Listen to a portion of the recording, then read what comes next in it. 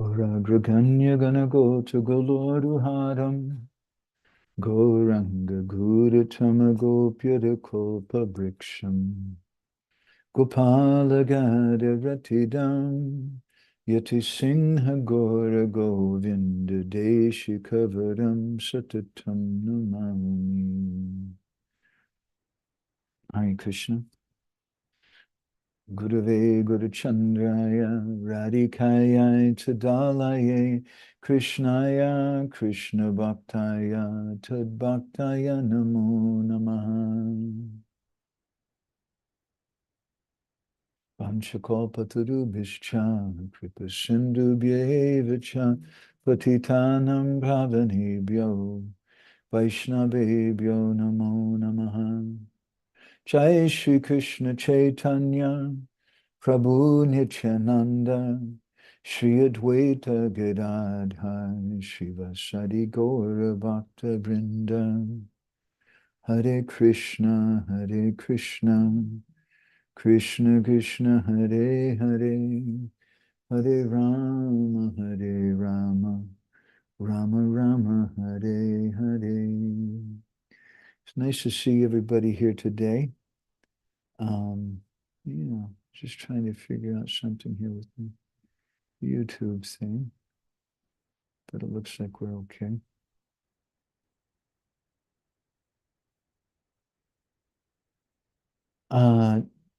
Tomorrow actually is a disappearance festival, the 28th anniversary disappearance of our revered Guru Pada Padma, Srimad Gour Govinda Maharaj. And I wanted to say just a few words about him. And if anybody has any questions or reflections or anything, you can go ahead and either type them in, either on YouTube, if you're watching there, or perhaps on Facebook, or here on Zoom. So I wanted to start with just sharing a little something about his pranam mantra and then watching a little bit of a video of him. This is a pranam mantra which I requested Hari Parsha Prabhu a few years ago to write something. And he asked me for some suggestions, and I wrote some things in English, and he put together a very beautiful verse, which is very poetic and has a lot of deep purport. And I just wanted to share that with you, how Goragraganya Gana Gotra Goloru Hadam, how speaking about Srimad Gour Govinda Maharaj, our revered spiritual master, that he's a fulgent garland around the neck of the most prominent associates of Sri Chaitanya Mahaprabhu, meaning that those personalities get so much pleasure and happiness by what he's given. He's Gauranga Gudatama, Gopyata Kolpa Briksham. He's a Kolpa Briksha tree, a wish-fulfilling tree, who's giving the most confidential truths about Gauranga Mahaprabhu. You can see that in the book Embankment of Separation. Gopala Gada Rati Dam. He has so much love for Gopal, his childhood deity, which he's giving to everyone. Yati means sannyasi. Singha means like a lion. Yati Singha, he's a lion-like sannyasi. For that personality, Gour Govinda Deshikavaram Satatam Namami. Satatam Namami, I'm always continually offering my obeisances to him, who's Deshikavaram, who's a very eminent teacher in the line of Srila Prabhupada. So I'd like to start off, as I mentioned, with something from Guru Maharaj himself. After Guru Maharaj left, we went to visit a few different Vaishnavas to speak with them and take their advice. And one of them was Srila Bhakti Pramod Puri Maharaj, who was a disciple of Srila Bhaktisiddhanta Saraswati, and someone that my Guru Maharaj appreciated. And we asked him a question, what to do after the disappearance of Guru. And in this short video clip I'm going to show you, the same question is asked to our Guru Maharaj. And this is his very first visit to Europe. Actually, first time he ever went outside of India was in 1985, and this was in France at the house of Hari Vilas Prabhu. So let's go ahead and watch a little bit of this.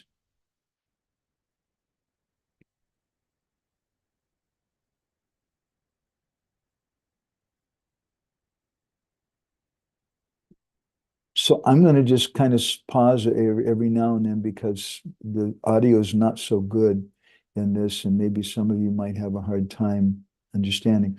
So Hari Vilas Prabhu actually was speaking, recognize his voice, and he's asking what to do after the disappearance of the spiritual master.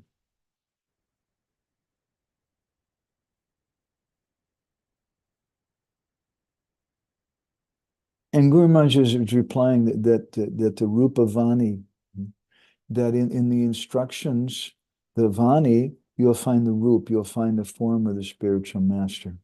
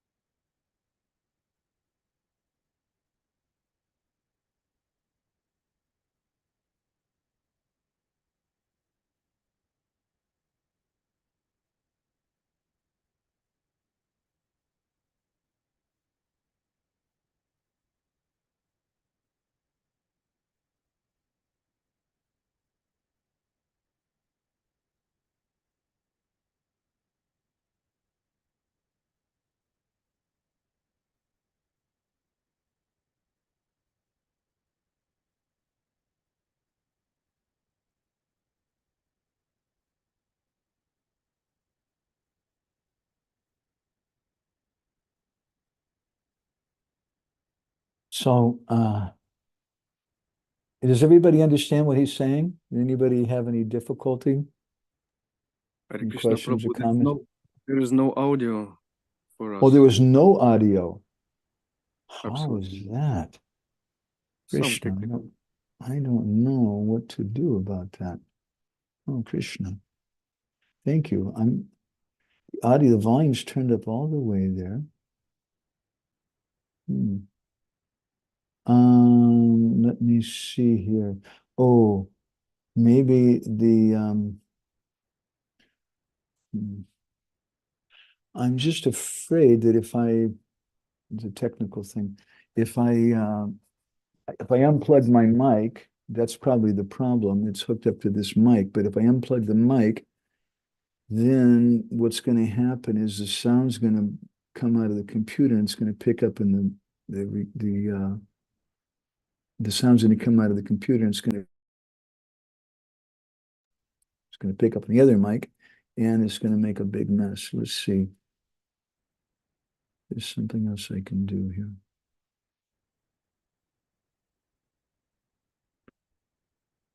All right, I'm going to try. Let's see.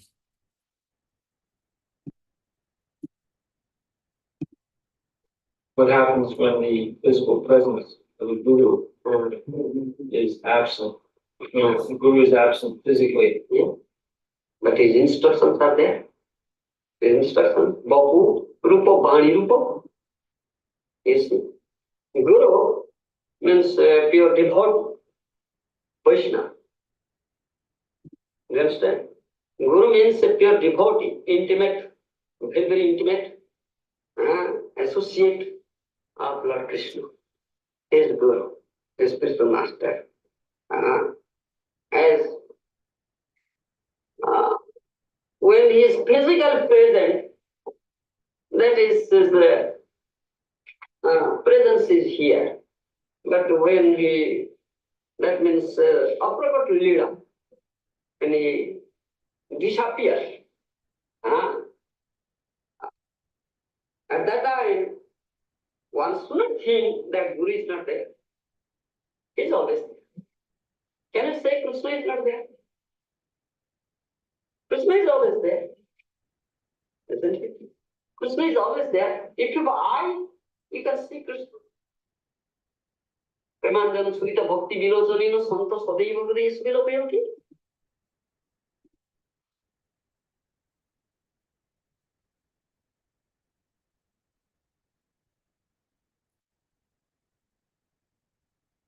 switch back to this mic here.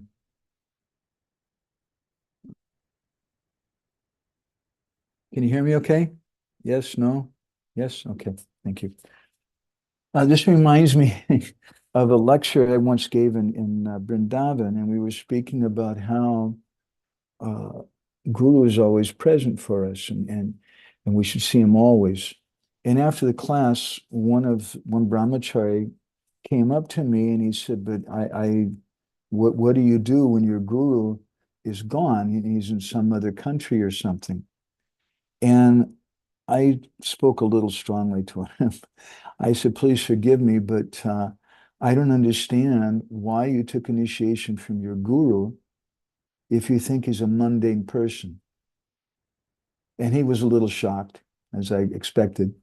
And he said, "Well, I don't think he's a mundane person." I said, "Well, if you think that some mundane space and time can separate you from your guru, then it means that you think your guru is a mundane person. You don't see the principle of guru is transcendental, and you don't see the person of guru is transcendental. So it's a very important principle we should understand. When we went to Srila Bhakti Pramod Puri Maharaj and asked him about this question, he told us, he said, you should not think that your guru is gone. You should think that he's just hiding in the bushes somewhere and watching you to see what you're going to do. So today I wanted to say a little something personally about my Guru Maharaj. I didn't want to speak so much about his life, although I like that, but because I think that probably a lot of you have heard something about his life, and there's so many stories available about that. Maybe I should do a little bit of both. I think that might be appropriate. Our Guru Maharaj appeared in a Gaudiya Vaishnava family in Orissa. He was born in a village called Jagannathpur, in a part of the Giri family, who were famous kirtaniyas. And he, as a small baby, he was very different immediately. His family members, his auntie told me one story that as a small child, a baby, he used to sometimes would cry. It's very common. And the mother would offer him her breast, but he wouldn't stop crying. She would try different toys and things. He wouldn't stop crying. And meanwhile, he was reaching out for the Bhagavatam the family had. They have a palm leaf Bhagavatam. I don't know if I can find that very easily. It is somebody reminds me later on, maybe I can find a picture of that book. It's still there today in Gadagiri. It's been in their family for hundreds of years. And he was reaching out for that palm leaf book, and finally the mother let him have it, and he clutched it to his chest and stopped crying. And after that, she found it, and whenever he would cry, she just needed to give him the Bhagavatam. And if she gave him the Bhagavatam, then immediately he would stop crying. And he would sleep with the Bhagavatam clutched to his chest. And as a small child, by the time he was 8 years old, he had read the entire Bhagavatam, the Gita, and Chaitanya Charitamrita. And there's still to this day, there's a small Shiva temple very close to the house where he appeared. And as a young boy, he used to go there and read in the evening, and sometimes villagers would come to hear from him. He was very different as a small child.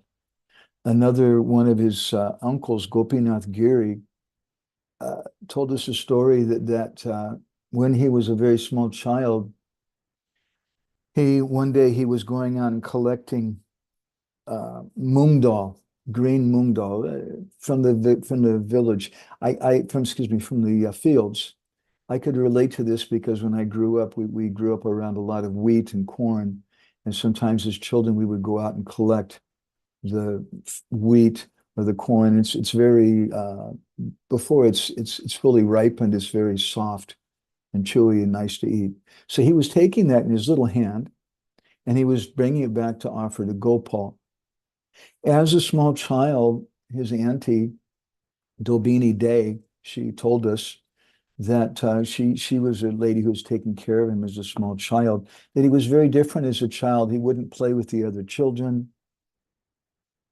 And he just liked to serve Gopal and do kirtan with his uncles and chant Hare Krishna Japa. And he grew up with the songs of Narottam Das Thakur and Chaitanya Charitamrita and worship of Radha Krishna. That was his life. He didn't know what it meant to break any of the regulated principles his entire life.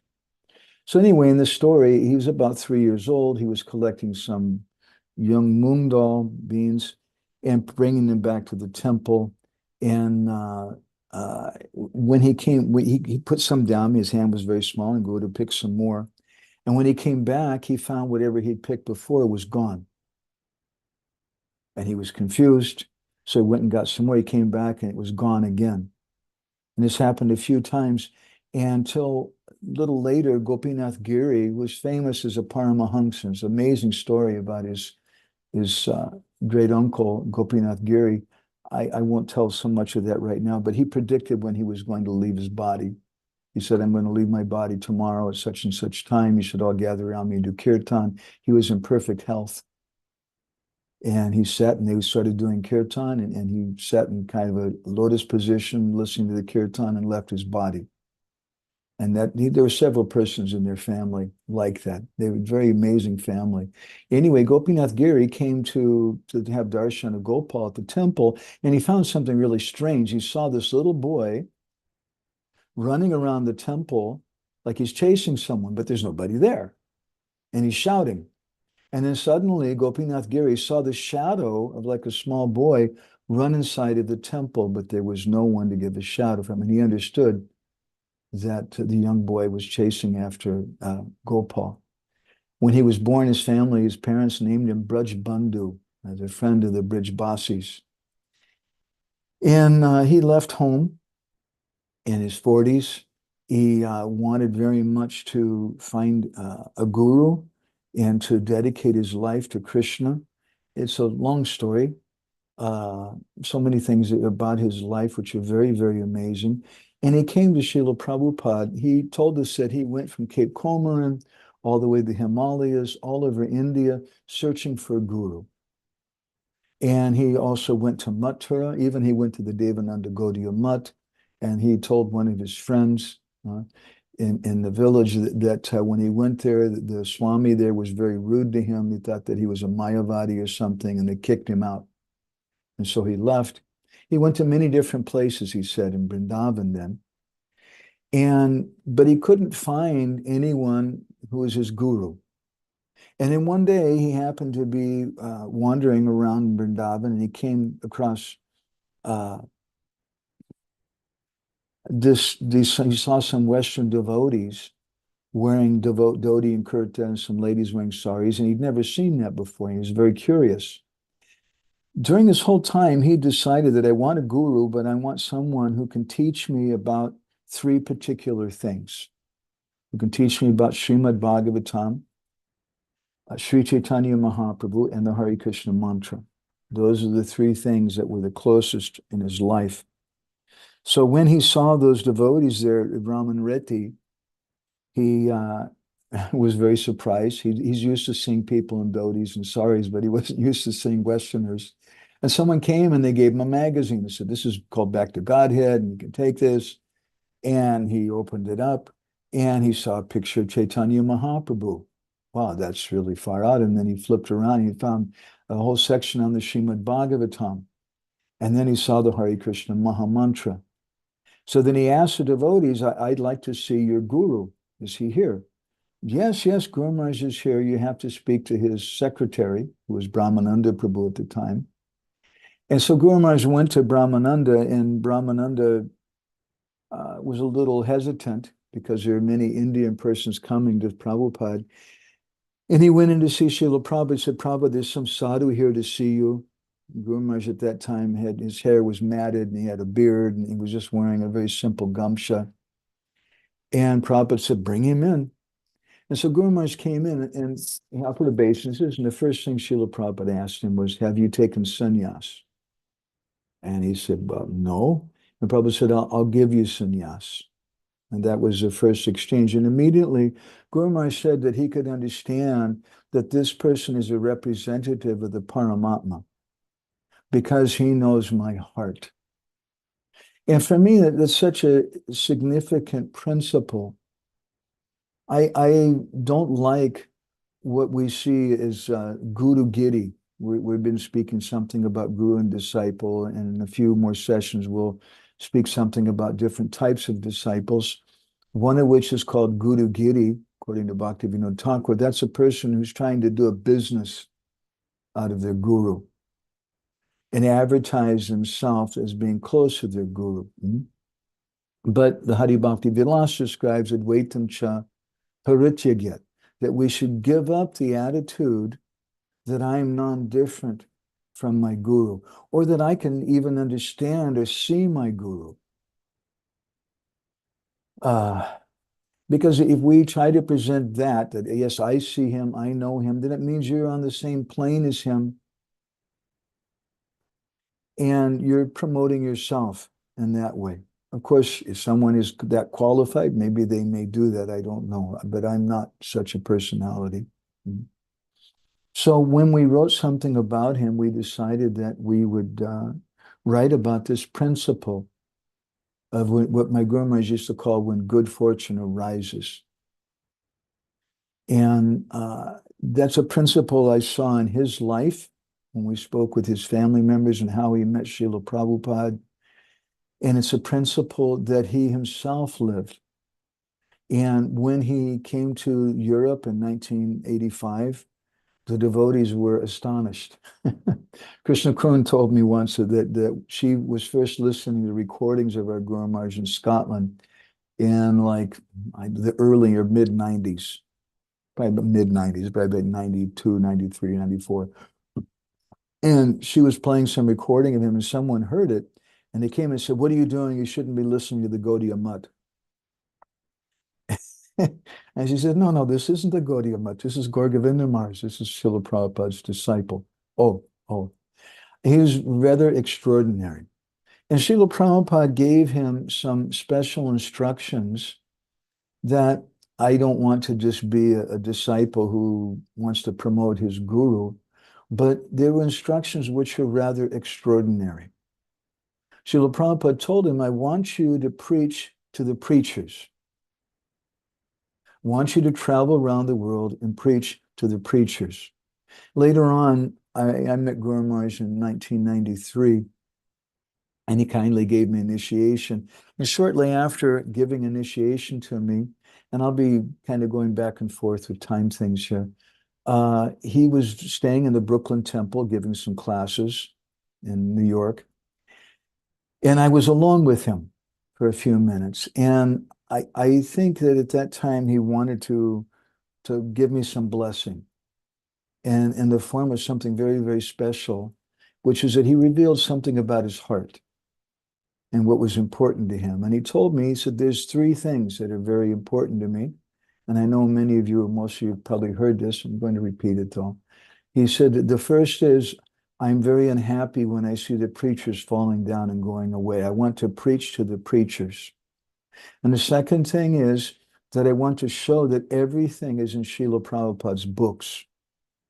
And those people who try to say that Prabhupada only gave ABC, I want to make them mum. And the third thing is I want to show that everything is in ISKCON and that devotees don't have to go outside for so-called higher teachings. So this is in line with what Srila Prabhupada told Guru Maharaj. He said, I want you to preach to the preachers. And that was something that he dedicated his life to. It's something which not everybody could understand because he was a little different. Srila Prabhupada, many of Prabhupada's classes, most of them were about 20 to 30 minutes long, sometimes as short as 10 or 15 minutes. And I've heard from some senior devotees who were there, for example, Bhadri Narayan Maharaj told me that he was present once during one class, and every single devotee fell asleep in the class.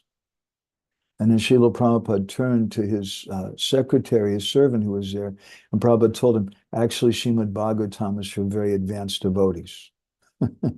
That was not an uncommon thing. Although the devotees had and have so much love for Srila Prabhupada, they were working so hard in those days that they were sleeping, very commonly 3-4 hours a night.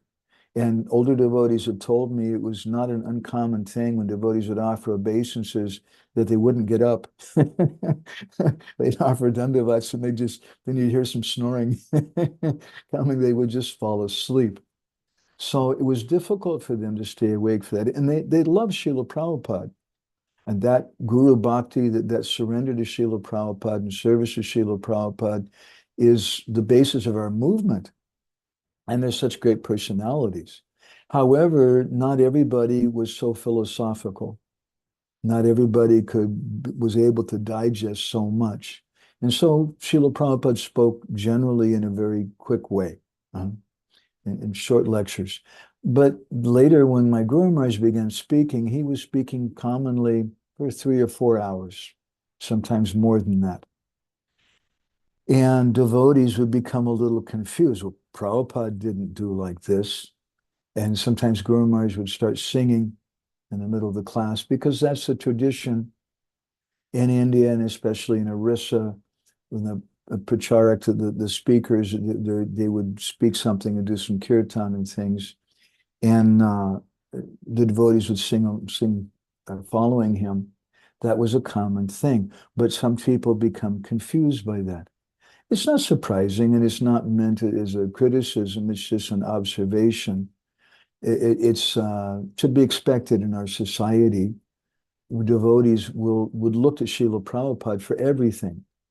And they tried to follow exactly what Srila Prabhupada did, including the way he gave class and even sometimes the way he spoke and even his accent, they would imitate in different things.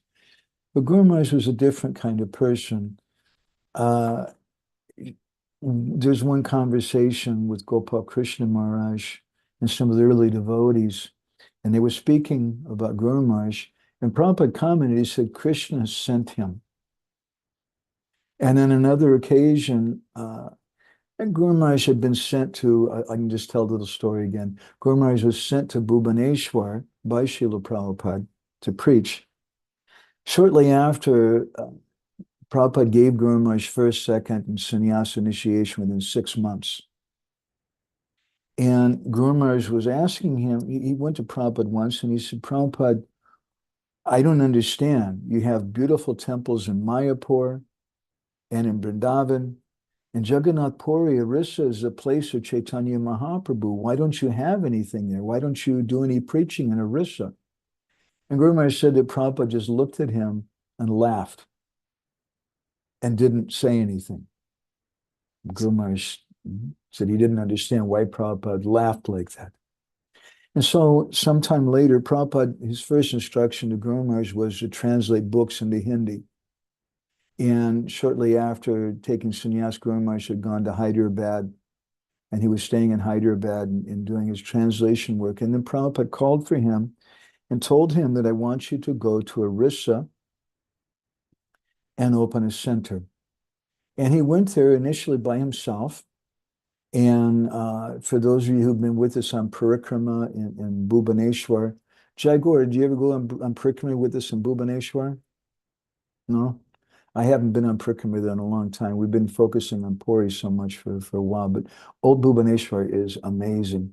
If we take you sometime, there's the Lingaraj temple is there, and there's another temple named Ananta Vasudev nearby, which is a temple of Krishna and Balaram, very ancient temple.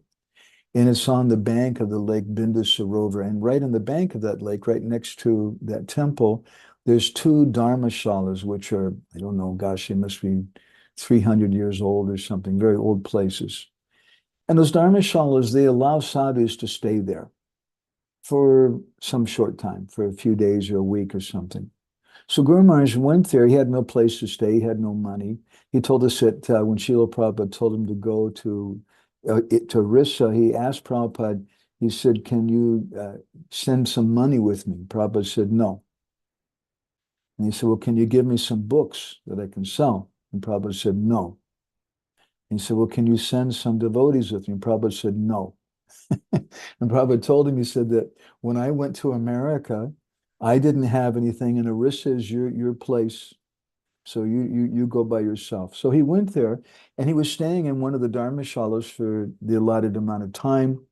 And then after a few days or a week or something, he had to leave, and then he would go to the dharmashala next door, and he would stay there. And then after a few days or a week, when he finished his time there and he had to leave, he would go back to the first dharmashala and stay there until his time ran up, and then he'd go to the second one, until finally they told him, you can't stay here. And he stayed in a number of different places in Bhubaneswar at that time, including the stall of a tea seller who gave him some place to stay. If you know a tea stall in Orissa in India, it's not like a a five-star hotel. It's just basically like a small little tent or little place to stay. So he was staying in there for some time and taking prasadam at the Ananta Vasudev temple. It's a common practice for pilgrims when they come there, they purchase prasadam and give to the sadhus. So he was taking like that. And after some time, he met a young man who later became one of his first disciples, Sachinandan Prabhu, my godbrother. And he was riding him around on the bicycle, and Guru Maharaj was begging alms and trying to raise money to do something. And the first thing they did, they made some little flyers, and they paid for the printing of that. And he would distribute those, and he was giving some classes. Around that time, Chubby Kunungo, who was the daughter of the former governor of Orissa, daughter of the former governor of West Bengal from Orissa, she donated some property on National Highway number 5. And that place was at that time very remote. There was nothing out there. There was a small village nearby, but in that particular area where the property was, there was a tree, still is a tree there to this day, which people say is haunted by a ghost. And some low-class people were going there to worship the ghost. There were a lot of anthills, a lot of scorpions and snakes. There were even wild elephants. And to this day, just if you go to the Bhubaneswar temple and you walk about 30 minutes north of the temple, there's a wild elephant preserve. So at that time, nobody would even go out to that area because it was considered to be dangerous. It was mostly dacoits, thieves, and low-class people out there. And Guru Maharaj wanted to shift to that property, but there's no place to stay. So the first place that he went, Sachinandan Prabhu told me this story.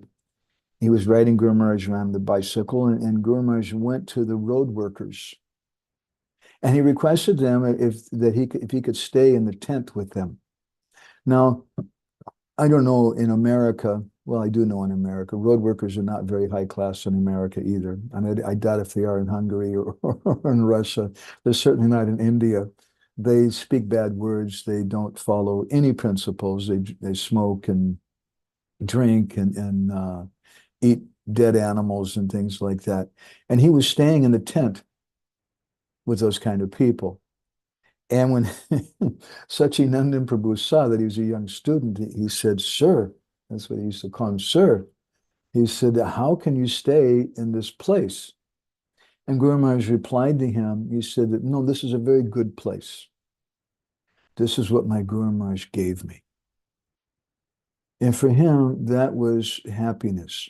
Whatever service he has from his guru and whatever difficulties that he experiences in that service, those difficulties are the source of the greatest happiness for him. Bhaktivinoda Thakur sings like that too.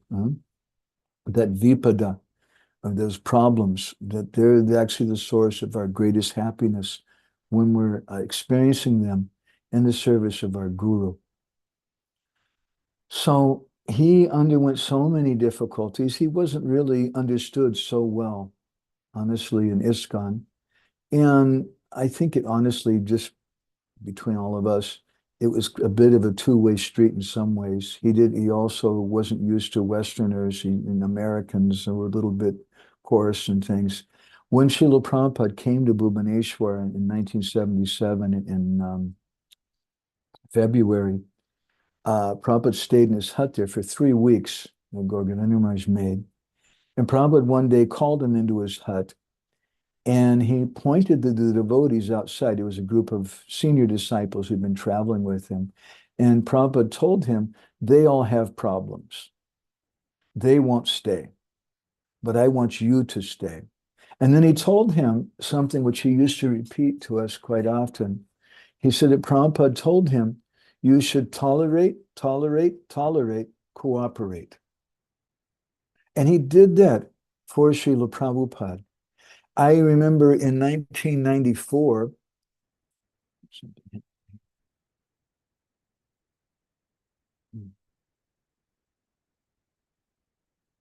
can you see me, Jaguar? Can you see me? Yes, no? No. Yes, something just happened. I don't know what it is.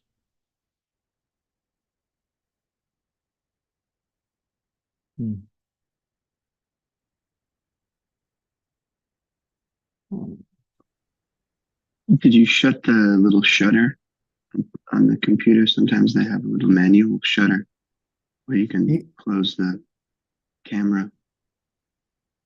I don't, manual shutter for the camera? I don't think so.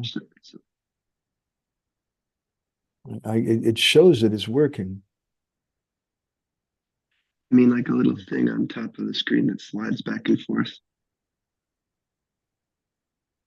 A little thing on top of the screen that slides back and forth. Yeah, Yeah, well, that's I see what's happened. Just a second.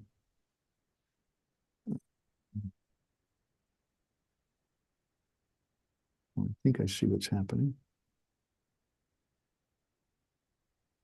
Now it says, please start Arium webcam. It's so strange. Okay, I'm just going to take it off and use the camera, the computer camera.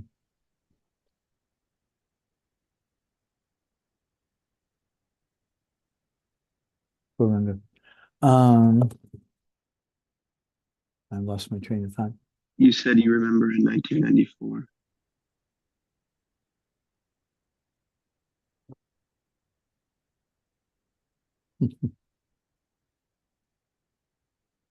You said tolerate, tolerate, tolerate, cooperate, and then you went to something else you said. Oh, in 1994. Yeah, 1994 in Mayapur, there was some controversy, okay, because that's Guru Maharaj.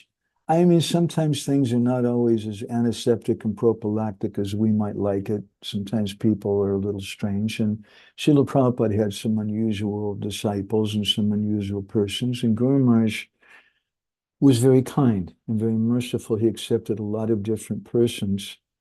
Yeah, what happened, my Kensington camera just died for some reason. I don't know what it was. Anyway, so in 1994, there was one devotee, one senior devotee, actually Prabhupada disciple, friend of our Guru Maharaj, who was feeling a little unhappy with some of the leaders in the society. So he wrote a magazine called Guru Tattva. And I was with my godbrothers that year, and we went to Mayapur. And we had a lot of things going on. And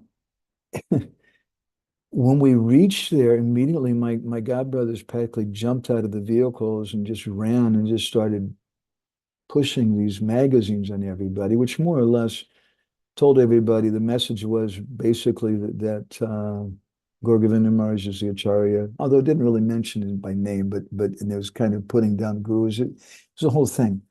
And devotees were getting very disturbed by it. And I saw that within minutes. And I kind of backed off the whole thing. I was just watching. And it went on for about 1 or 2 days. And then Guru Maharaj called for everybody and he gave us a talk. And then he sent all the devotees back to Bhubaneswar. And we were all feeling very sad. And I was leaving. And then Guru Maharaj's secret servant came to me and said, Guru Maharaj wants to talk to you personally. And I went back in and Guru Maharaj said, you can stay. And he told me that I can stay. And he gave me some service there for preaching and things. So that meant a lot to me. And we later transcribed that And I want to share some of it with you because to me it's very, very important. Prabhupada said this thing to him that you should tolerate, cooperate. And so this was his comments at that time in this darshan. He said, I'm just going to kind of little bit paraphrase these things. You can read from it too if you like. If anybody has any questions or comments too while we're going along, just raise your hand. Guru Maharaj said, this is our yearly business, management of the society and organization of activities. On one side is the Sangha society. The motto of Mahaprabhu's movement is Ekaki Amo Nahi Payabal Harinama Sankirtane. That alone I don't find the strength to chant the holy name of Krishna. Single-handedly, you can't do anything. So we should cooperate. We should form a society. And cooperation is unity and strength. Then you can fight against Maya or bogus philosophies and establish Mahaprabhu's philosophy. Everything is here in Mahaprabhu's movement in the form of Krishna Katha, but still we have to keep up the organization. Corrections, amendments, and reformation are required. This is Kali Yuga, and we are in the material world. Maya tries to stop this movement in so many ways. Elevated Vaishnavas have formed a society to help you get strength to fight and push on Mahaprabhu's movement. They sit together, discuss, and make decisions. It's a combined effort. It's not easy for conditioned souls in the material world to understand paramarthika, spiritual truth. One who's very fortunate, who has Sukriti from a previous birth and has gotten the mercy of Sadhu Vaishnavas, may be able to understand. Otherwise, it's not so easy. Moreover, when you try to establish truth, you'll find many falsehoods and opposing factors will arise. We should understand that this is the will of the Lord. When many different people come together, then different opinions will emerge.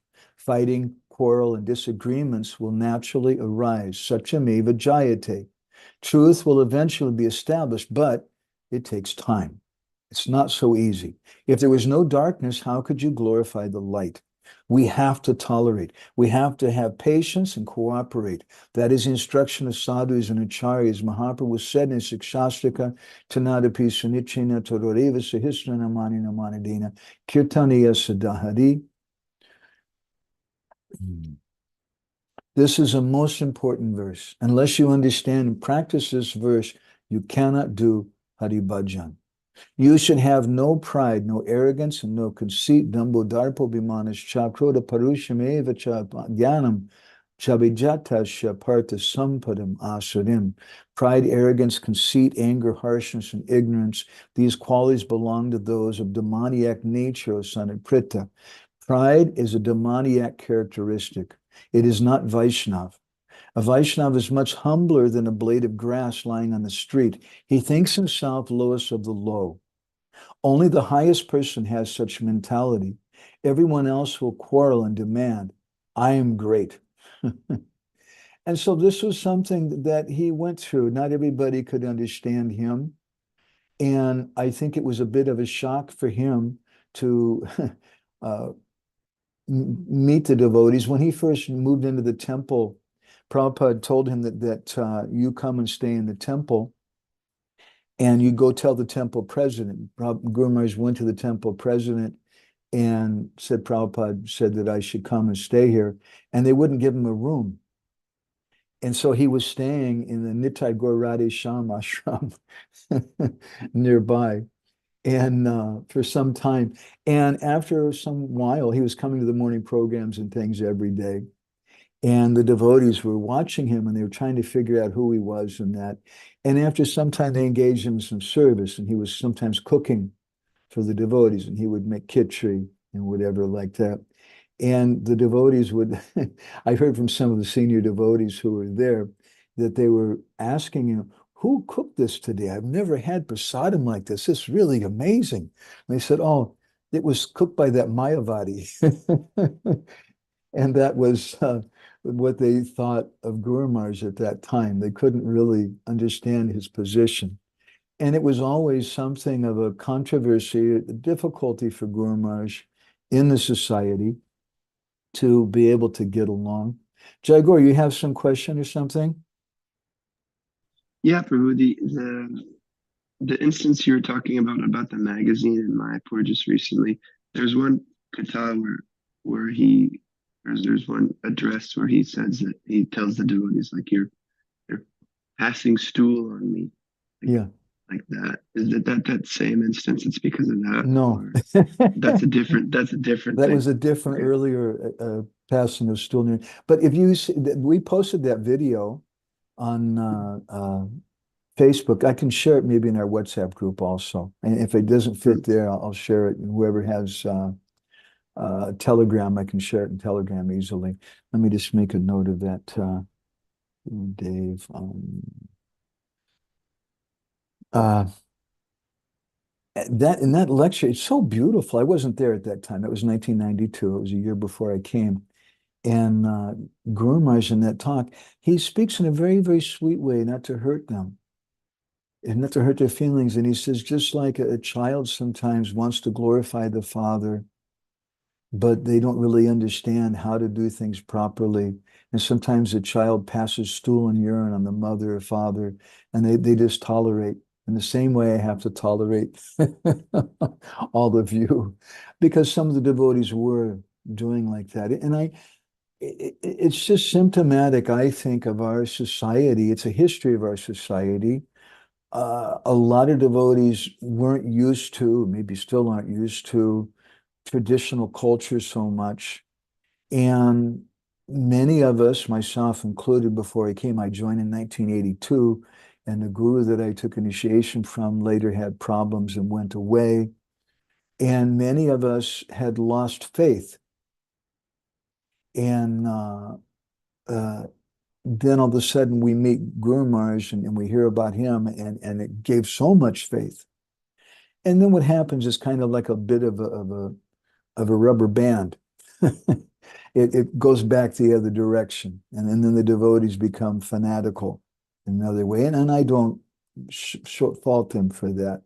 But Guru Maharaj had, and he told us, he said in that lecture in 1992, he said that anybody who's going to push that I'm the Acharya or something, I'll reject them. He flat out wouldn't accept that. I hope that's helpful. Let's see, there's also some comment here. Why disciples at that time saw Gour Govinda Maharaj as a Mayavadi? Just the way he was dressed. He looked like he had dreadlocks, and he had like a beard. He looked like an Indian sadhu.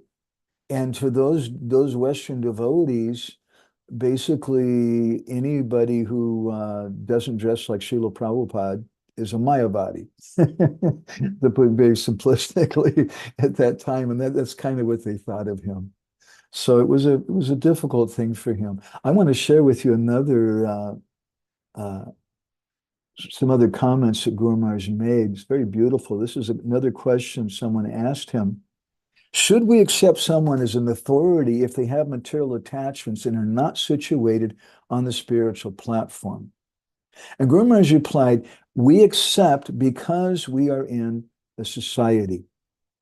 Someone may be GBC of some region of the world, so according to the management system, he's authority. But by the spiritual system, unless I'm convinced, I cannot accept him as authority. That's up to me. I have independence. It's my choice. As far as the management system goes, I accept him because he's GBC. But as far as spiritual things go, unless I'm convinced, I cannot accept. Please excuse me. Acceptance of someone as a spiritual authority should not be forced or compulsory.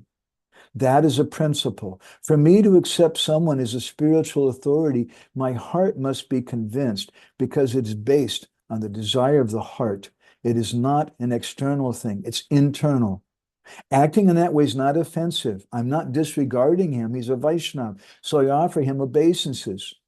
We pay obeisances to all Vaishnavas, regardless if they're Kanishta, Madhyam, or whatever. That's etiquette. But accepting someone as spiritual master, that is something else. And many times in our society, because devotees have wanted things to work nicely, and because there's a history in ISKCON, Srila Prabhupada depended on the temple presidents and the managers. Sometimes Prabhupada would tell devotees, quite often he would tell them, you just ask the question from your temple president, and he's your spiritual authority. And the way that got translated sometimes, not surprisingly, is that the temple president is like the guru. So here, this is a controversial thing that Guru Maharaj is speaking about, and he's pointing out, no, it's not that he's my guru. I respect him. I cooperate with him because he's an authority. And if we don't cooperate, how will the mission go on? But to say that someone is my guru, that's a personal choice. And that's nobody can force that. And that's something that he was very concerned about, that he saw in the society. So I'd like to speak a little something about how I met him and some of my personal impressions of Guru Maharaj. I first met Guru Maharaj, gosh, I think it was 1992, maybe 91, in Alachua, Florida. I have a friend there who was a Prabhupada disciple who was a bit of a scholar, a teacher, and we used to have long talks. And one day he was very excited. He said, did you hear the news? I said, oh, but what? He said, Gour Govinda Maharaj is coming. And I said, oh, who's that?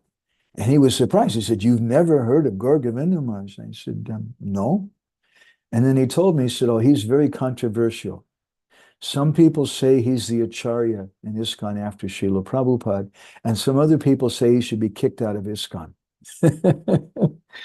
So hearing that, I thought, oh, I'd like to meet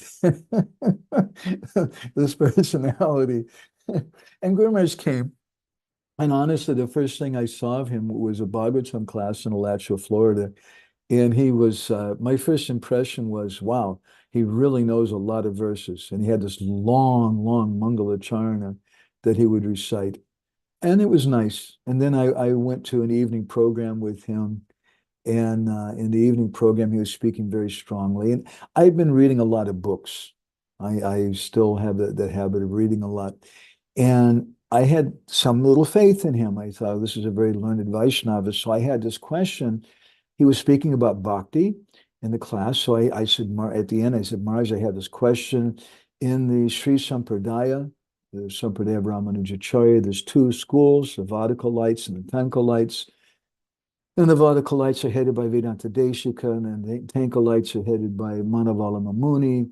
And in the school of Vedanta Deshika, they reject bhakti as a means, that they accept prapati or surrender. They stress that. And how do we understand that? That was my question to him. It was hardly something from the heart, from someone who was looking to answer their divine questions. It was more of an intellectual, scholarly kind of question. I'm ashamed. I'm such a rascal. So when I asked that question, what was his response? It wasn't anything like I expected. He just started shouting at me. And what did he say? He said, reject bhakti, huh? Nonsense. Like, like this. And of course, to be fair, in the Sri Sampradaya, they don't reject bhakti. Bhakti is everything. But they stress prapati or saranagati, which we also do in the beginning. But just Guru Maharaj was just reflecting on my my comment and piercing my heart. And I was very struck by that. A few months later, I went to Brooklyn in New York City, and I was distributing books with a friend of mine, Sachinandan Prabhu, and going out in the streets and selling books. And Guru Maharaj was there. And one of my old friends had taken shelter of Guru Maharaj. And when I went there, he said, oh, Nityananda was my name at that time. Before I was initiated by Guru Maharaj, my name was Nityananda Das. And he says, Nityananda, you got to come to Guru Maharaj's class and you should surrender to him. And he was really obnoxious, this god brother of mine. And he really put me off. And I just thought, I just don't even want to be around these people. And I avoided Guru Maharaj's classes. It's really sad. I'm sorry to say, I was staying in the Brooklyn Temple. He was giving class every day, and I avoided it. I didn't go to any of his classes. And then one morning, I was getting ready to go out for book distribution. And in the Brooklyn Temple, they have a vestibule, I think you call it. There's some outside doors, and then there's a little space, and the steps go up, and there's some inner doors. And I come through that, and I stopped, and I looked to my left, and there was Gour Govinda Maharaj standing by himself with some suitcases. And I stopped. And I was looking at him and he was looking at me. There was this exchange of looks. And I just felt immediately, oh, he's an old man. I should help him. He's by himself. I should help him with his bags.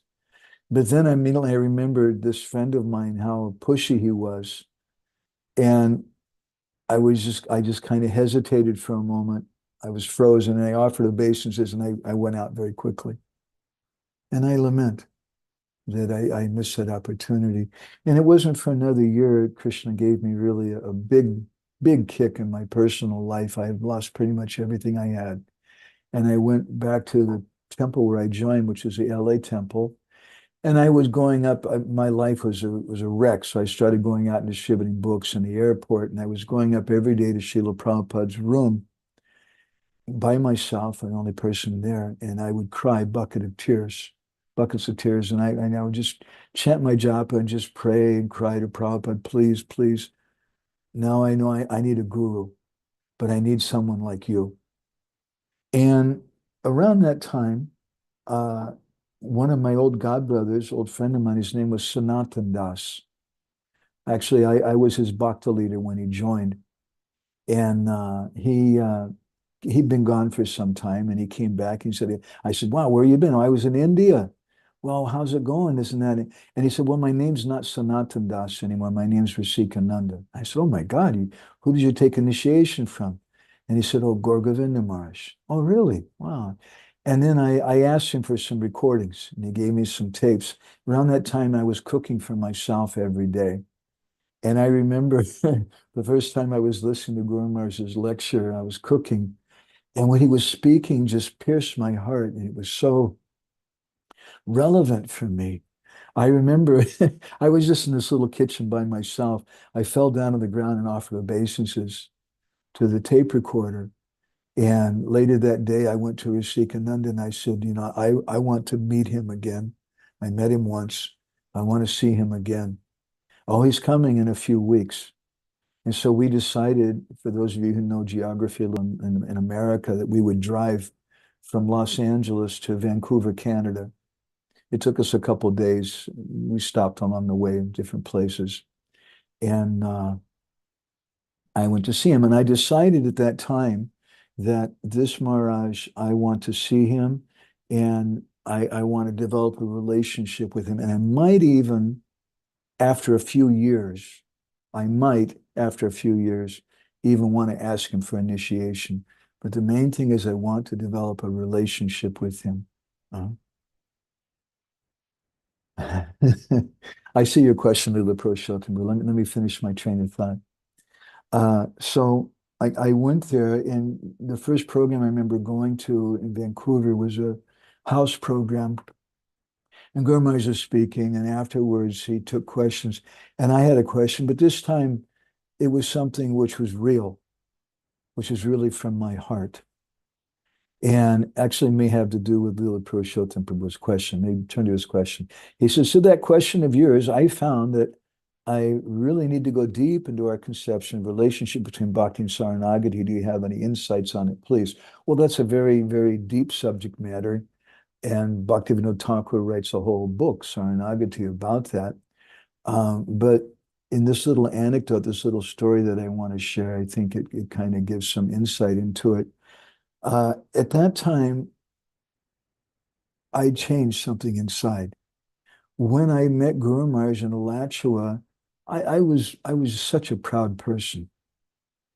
And that community had the biggest number of Prabhupada disciples in the world. And they somehow liked my classes. The average Prabhupada disciple, there's so many, they could give class maybe once a month. They were asking me to give class sometimes 2 or 3 times a week. Somehow they liked, I can tell jokes good or something, I don't know. But they liked my classes.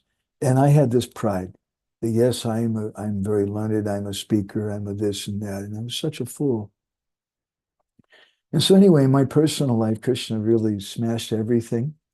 And then I met Rasikananda. We went to Vancouver. We went to this house program, and Guru Maharaj gave a kata. And he spoke about chanting. And afterwards, I asked a question. And again, this question this time was from my heart. It wasn't just an intellectual question. And I said, Maharaj, I'm trying to understand what is the difference between chanting before initiation and chanting without initiation? Because I was struggling with my own position that the person I'd taken initiation from had gone away, and is what I'm doing valid or not? And how do I understand this? And so my question there was that what's the difference between chanting before initiation and chanting after? And when he heard that question, I remember he made it look like this and nodded his head. He seemed very satisfied. And he told me, he said that if you chant before initiation, the chanting is so auspicious, you can get dharma, artha, kama, and moksha, liberation. But those things are kaitiva chatustra. There are 4 types of cheating religion, cheating dharma, in comparison to prema purushartha, or the 5th and highest goal, which is Krishna prema. And you can only get that by taking shelter of Guru. And I was so struck by the potency of his words. It just really, wow. And so we were there for a few days. We were staying in the guest house there in the temple. I was the temple president shortly before that in Alachua, Florida, in Seattle, Washington. And Seattle's very close to Vancouver. We used to sometimes go to Vancouver, and I knew most of the devotees there, the temple president and everyone. And one day I was outside, staying in the guest room, and I could hear the devotees outside speaking. And he had Gour Govinda Maharaj, he's going to give initiation to someone, and but who can we get to do the fire yajna? And then someone said, oh, Nityananda Das, that was me. He can do that. And I overheard them, and I came out and told him something very close to my heart. I said, no. Categorically, no, I won't do that. Because I came here because I have doubts about the genuineness of my previous initiation. I'm not sure because my guru had left. He wasn't following. And how can I, when I have doubts about my own initiation, be the priest for someone else's initiation? No, I can't do that. I refuse. And then they said, well, we'll ask Gour Govinda Maharaj. And if he says so, then will you do it? And I was just quiet. I didn't say anything. And so they went away, and they came back 10 minutes later with a big smirk on their face. And they said, Gour Govinda Maharaj says that you should do it. And I said, well, I want to talk to Maharaj. And I went to him, and I hadn't asked him for initiation yet. I said, Maharaj, how can I do this thing? I have doubts about my own initiation. And Guru Maharaj said, I will empower you. You do this thing. And so we stayed there in Vancouver for a little while, and then we went to Alachua. I keep saying Alachua. We went to Vancouver. We went to Seattle, where I used to be the temple president. I remember one of the classes, he gave a class for me. It was a common thing that he did. If you listen to his recordings, when someone would come and take shelter of him, he would oftentimes really pick on that devotee. Rasikananda, there's a class for him. There's another, one of my godbrothers, Murli Krishna. Guru Maharaj gave a special class for him and really hammered him. And so in this class, he really hammered me. And he said, so Nityananda, and he quoted this verse, Jariyama prati sneha taki sabakar tabi Krishna vyatir nagai biyar. He said, if you love me, you love my instructions. Don't chant any other name, chant Krishna's name. And he really, really hammered me a lot in that class. And anyway, I had decided, as I mentioned before, that I was going to be around him for a few years because previously I got initiated after 6 months or so, and it turned out to be very painful for my heart what happened. And so I thought, with this Maharaj, I'm going to wait a few years. I want to really develop a real relationship. And we traveled with him for about 2 weeks, and then I decided, I went in one day, and by that time we'd gone to the East Coast, and I went in to see him. I think we were at that time in Boston, and I said, Maharaj, please. Well, I'm just an animal. I said, I'm just a beast, but will you accept me as your beast and accept me as your disciple? And he kindly agreed to that. And a little later, when we were visiting Washington, D.C., he gave me initiation. That was in 1993. And then we went back to Seattle, where some of my godbrothers were, and I was there. And Guru Maharaj requested me that, actually, I think it was in Alachua at that time. Anyway, I don't recall. No, it was in Seattle. Guru Maharaj requested me to do a fire yajna to install the deities for one of my godbrothers. So I just been initiated. That was my first service to install some deities. So I did this yajna, and I twisted my fingers and chanted mantras and all this kind of stuff. And I don't know. Afterwards, I was cleaning things up. And Guru Maharaj actually questioned the real installation. I was just a show person, basically, I think. And afterwards, Guru Maharaj, his servant came out and said, Guru Maharaj wants to speak to you. And I came in, and Guru Maharaj said, so I want you to come to Bhubaneswar and install the deities of Radha Gopinath. And when he said that, again, I almost started crying. I fell down on the ground, and I said, Guru Maharaj, I said, I've never been to Bhubaneswar. I'm just a new disciple. You have so many older disciples who are much senior to me, and I don't know all this puja things. And so I'm not a pundit. I don't know Sanskrit or Bengali. I barely know English. How can I? And Guru Maharaj said, no, you come and you do this thing. And so then I came to Bhubaneswar later in 1993. In 1994, we had the deity installation that Guru Maharaj had me do. And we did like a week-long yajna. I really took all the stops out, and we chanted Sri Shukta and Purusha Shukta, and we did Vastu Purush Homa, and did so many different yajnas and things. And I think Guru Maharaj liked it. I like to think. Anyway, that was something of a service for him. And we've tried over the years to try to please Guru Maharaj. I'd like to share something with you now from Guru Maharaj. Again, this is another little bit of a video. It's one of my favorite ones. This was recorded by my godbrother Ananta Prabhu, who now is Tapasvi Maharaj. And this is on Padayatra. I just wanted to show you this to give you some idea of the intensity of Guru Maharaj's kathas. If I can do this right here, let's see. Oh, Krishna. I'm having difficulties with technical things today. Here we go. Let me see here. I wanted to just take a little clip out, so I got to go to the right place. This is about a 2-minute clip of this video, and give you something of an idea what it was like to sit in the class of Guru Maharaj. Okay, I think I found it. Yeah.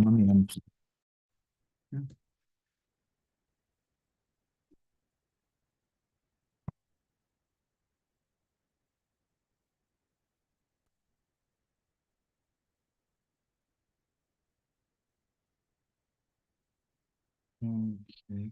So please, someone let me know if you can hear this okay or not.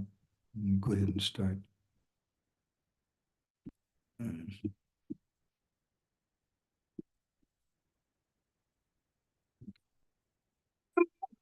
Is there. Yeah, Govinda Maharaj is there. He is there. And so now the people landing over a hot dog. I'm going to come over and sing only. Hey, Krishna.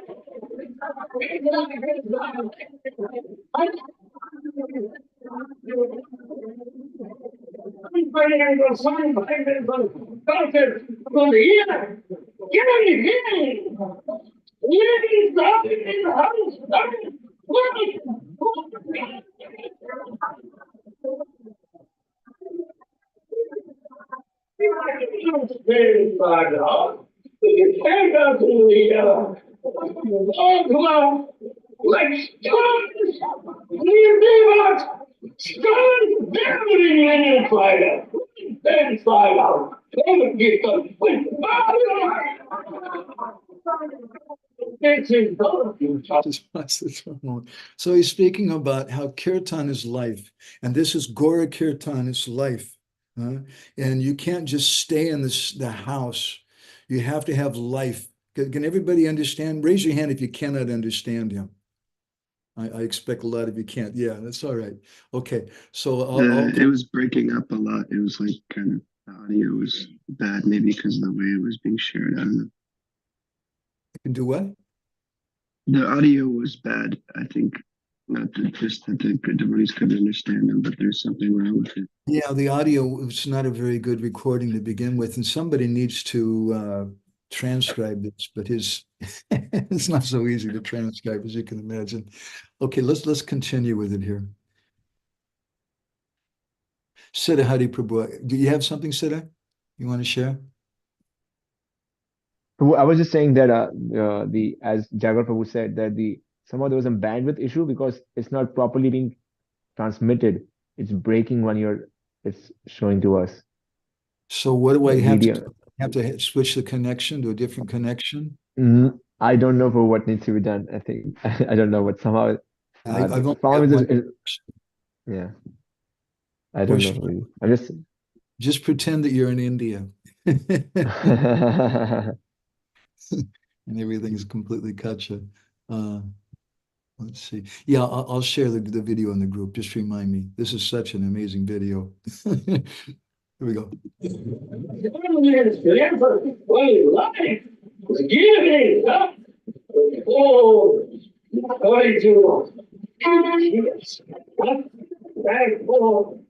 have this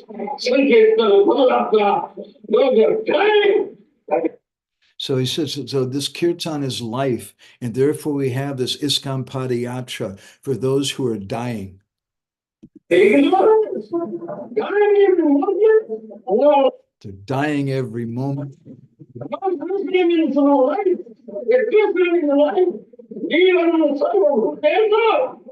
Krishna's life, the holy name is life.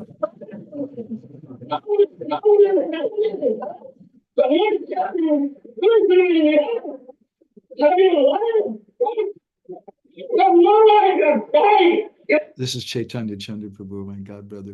Now he has many disciples. He's in charge of the center in Gadagiri. He has health issues. He doesn't travel anymore, but very sweet devotee.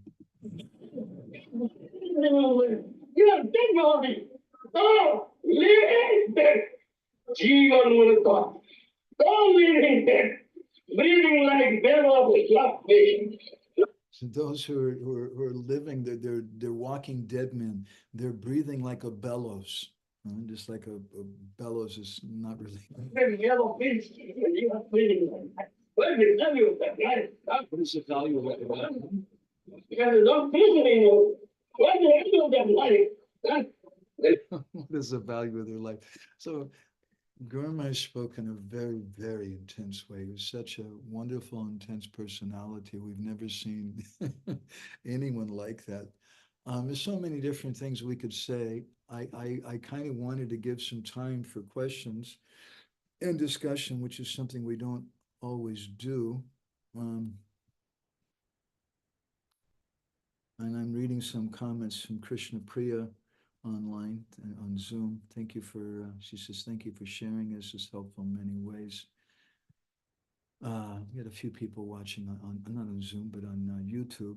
I'm not such a great technical person. Can you hear me okay? Yes? Okay, you'd be able to hear me better now? Better now? Yeah, definitely better now. Okay, so anyway, I think we can go ahead and stop there right now. If anybody has any questions or reflections, comments, or anything, I'd be happy to get. I mean, a lot of you like Jagour, and some of you have heard me speak about Guru Maharaj many times, but I don't always give time for questions. I'd like to do that today. Anybody has anything? Otherwise, we can say some other stuff. Could I still be so dare to ask you to elaborate on that thing? I'm too dull-headed to get it right from the story. About Saranagati and Bhakti, I'm sorry, I didn't go back to point out your question. Bhakti stu bhagavad bhakta sangena parijayate. The Brihanaradiya Purana states that bhakti comes from association with a bhakta, with a devotee. And so that bhakti begins, there has to be some way we can receive that bhakti that begins through Saranagati, when we surrender. And so there's a difference between chanting before initiation and chanting after initiation.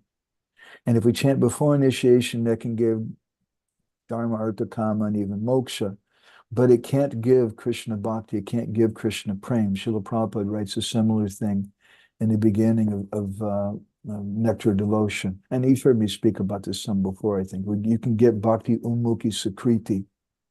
And that Sukriti will give us a benefit. Ultimately, we may get Sadhu Sangha. But it's only through Sadhu Sangha, Satsanga Pravite Pumbi Sukhitai Purvasanchitai, Sadhu Sangha by which we get Bhakti, and that Sadhu Sangha we get through that Bhakti Ummukhi Sukriti. Is that helpful? Yeah, I'm still thinking of how to call it. Maybe something like the ontology of that relationship. Like what comes to my mind would be something like that the Sharanagati is the expression of the Bhakti, in a sense that the Sharanagati makes that active part of Bhakti like visible, in a sense of willing to do the service, follow the instructions, and express the Bhakti in and then when we, because we can still see that if we take these 6 steps of the Sharanagati, or 6 ways of Sharanagati, then they're not like static. It's not that at the point when you complete those 6, you will get the initial steps to into the Bhakti. And somehow it seems to me that the relationship between the two is simultaneously dynamic. Like the more Bhakti you get, the more expressed it is by those 6 ways of Sharanagati, and thus those 6 ways of Sharanagati also progress accordingly to your development of the Bhakti, or that's the terms that I'm thinking in. So that's why I was asking for your insights. Or Guru Maharaj used to comment. He spoke quite a bit about Sharanagati, and he oftentimes would make this comment. He said, unless you have prema, your so-called surrender, your Saranagati, is either partial, artificial, or conditional. And sometimes devotees would hear that and be a little shocked or feel even hurt. Maybe perhaps discouraged even, perhaps his purpose even was to shock us, to kind of slap us and make us try to wake us up. And so, but he's speaking in a very high way. Without prema, your so-called surrender is partial, artificial, or conditional. It's not real, it's not absolute.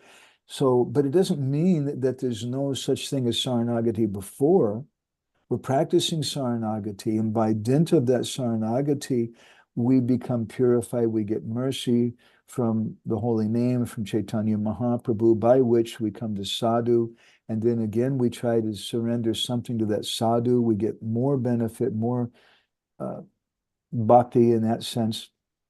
But it's not until one has Krishna Prem that they're really fully surrendered. So it's similar to the discussion about humility in Brihad Bhagavatamrita, which I think you're familiar with, which speaks about how important humility is. And the real example of humility is the gopis of Braj. They've got real humility. So we have humility beforehand. We're respectful to our parents. We're respectful to the police and the politicians and to older people, and you're respectful to senior devotees. And that helps us. We spoke quite a bit about this over the years, but it's not until we really have Krishna prema that we really have genuine humility, because that prema gives humility. And the humility before that is kind of false humility. Just as the saranagati, the surrender that we're practicing before we have prema, it's also not real. It's partial, artificial, or conditional, and we need to understand that. And Guru Maharaj was kicking us, pushing us. In 1993 and 94, I traveled with Guru Maharaj in America. In 1994, before he came, we were brainstorming how to best promote his talks, because not so many people appreciated him, understood him. And so I had the idea, we'll advertise subjects, and like he's going to do a seminar or something. And this is the beginning of the seminar era in ISKCON. And so I thought, well, let me check with him. And I wrote a fax message. This is before email. I sent him a fax message, and I also gave a list of different topics that I knew he'd like to speak about: Jagannath and Puri and this and that, and Prema and Radharani. And he wrote me back, very simple message, which I think you've heard me speak about before. He said, I only speak on one topic, and that's Prema. And there's no need to do all these to do these things, because I speak according to whoever I'm with at the time. So that was his statement. That was his own self-declaration, that I only speak on one topic, which is prema. So when he spoke about Saranagati, and he spoke quite a bit about it, and he often sang that first song of Saranagati, describing the 6 different ways of surrender. But he was speaking about it in a different kind of way. He certainly wasn't speaking about Saranagati as you have to surrender to the authorities in the temple, Prabhu, or this or that. But he was speaking about real Saranagati means prema. Is that okay, Leela? It's wonderful. Yeah, thank Okay, you. nice to see you, Prabhuji. And I want to thank you. I want to thank you that you allowed us to see into your inner personal private journey with Maharaj and to Maharaj, because we may know many informations about Maharaj, but today for me the highlight was your personal experiences with Maharaj. Thank you. You know, it's said that we Gopayad Gurumatmana, we should hide our guru, our personal relationship with our guru. And I'm not really speaking so much in depth about that. It's just the journey that I came to find him on. And it's also said we shouldn't speak so much about ourselves. But at the same time, we like to hear about different devotees' journeys. We like to hear how they personally came to someone. And so I wanted to share that with you guys. Please excuse me being so proud. Thank you, Prabhu. Hare Krishna. Jai Gaur, do you have something there? Yes, Prabhu. In some of his classes, Gurudev speaks about Prabhupada's time, where he's saying, you know, you're saying that he came to, you know, speak some higher subject matter. And so he's talking about Prabhupada's time. He's saying, who was there at the time who could understand such things? You know, so therefore Prabhupada didn't speak them. And then he also speaks about, in one class in particular, I remember I've been listening to recently, he's saying that, you know, none of you are qualified to hear any of this stuff. You know, you're all very low. And then the next sentence, then he says, in Govinda Amrita it says, and then he just launches into this stuff, you know. And really far out verse too about Radharani's hair and her eyes and her breasts. It was really, you know, and so I was thinking about that. So, you know, he says they weren't qualified then, we aren't qualified now. So what's the difference between then and now? Because we're hearing these things now more than maybe they were being heard before. So to summarize your question, what's the difference between hearing it now and hearing it then from him? Well, just this subject matter wasn't being presented in Prabhupada's time, and that, but now it's being presented to us, even though we're unqualified. Just kind of.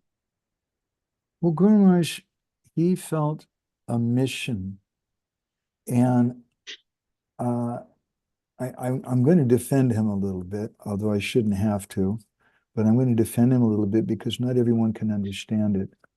Because most devotees, they think of the mission of Prabhupada, you just go out in Harinam and book distribution, and that's it. And here's Gour Govinda Maharaj speaking sometimes about gopis and different things, and it freaks some devotees out. But not everybody's going to understand or appreciate this, but Guru Maharaj in his heart and in his exchanges with Srila Prabhupada instructed him, you speak to the devotees. He felt inspired that he wanted to preach to the preachers. He wanted to show that everything is in Prabhupada's books and everything is in Prabhupada's movement. And he was very, very adamant about that. When he came back from America in 1991, he was so unhappy. And he said that I traveled, I went all over America, and I saw devotees have lost their faith. They just don't have faith in Guru anymore because so many gurus by that time had fallen down. There's different problems and things. And he said that it breaks my heart. So he wanted to give them faith. And when he came back from Germany in 1992, he gave a very heavy class where he said that he was in Germany and Satchidananda Maharaj asked him a question. He said, Maharaj, why are you traveling in the West? Why are you doing this? And Guru Maharaj told him, he said that I'm very angry when I see people think that Prabhupada only gave ABC. And he mentioned how someone had shown him some publication from a branch of our family, of one of the branches of the Gaudiya Math. And in that publication, they were speaking, they weren't criticizing Srila Prabhupada. Oh, they were actually, all it was is they printed a picture of Prabhupada and an article of Prabhupada, and Guru Maharaj was furious about that. And he said they're using Prabhupada to promote their own agenda. And I don't have any comments about that. I'm just repeating what Guru Maharaj said. And he said, my mission is to make them mum and to show that everything is in Prabhupada's society. And I strongly feel that. But what does it mean when Guru Maharaj gave the lecture that you're quoting? I would wager that it was in Bhubaneswar, wasn't it? I can double check. Yeah, almost certainly. Very, very rarely would he speak. But sometimes when he was with some intimate group of devotees, he might speak some other things. But generally, that was when he would speak those kind of things when he had a group of disciples in a more private place. So that situation, as you pointed out, hasn't changed. We're all still bozos on this bus, as a Firesign Theater years ago, you don't know those guys, would say sometimes we're all bozos. We don't have any qualification, but when we develop some faith and we have an intimate sangha, we get some adhikar in that. And the sadhu guru may speak something more than what we may generally hear in the society, in the public kind of thing. There's a topic I want to speak about some tomorrow. We'll be talking about Srila Bhaktisiddhanta's preaching mission. And one of the things that I want to focus on tomorrow in a lecture is how Srila Bhaktisiddhanta, he once said that there's a difference between platform preaching and connecting with persons. And he didn't like platform preaching, although he would give big Pando programs sometimes. He said in the big platform preaching like that, you can't communicate something so deeply. Actually, I can bring that up real quick here, I think. Let's Yeah, I was see. going to ask if you could share that quote.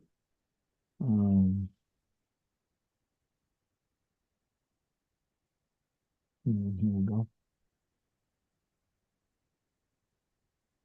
Yeah, I found it right away. Let's see.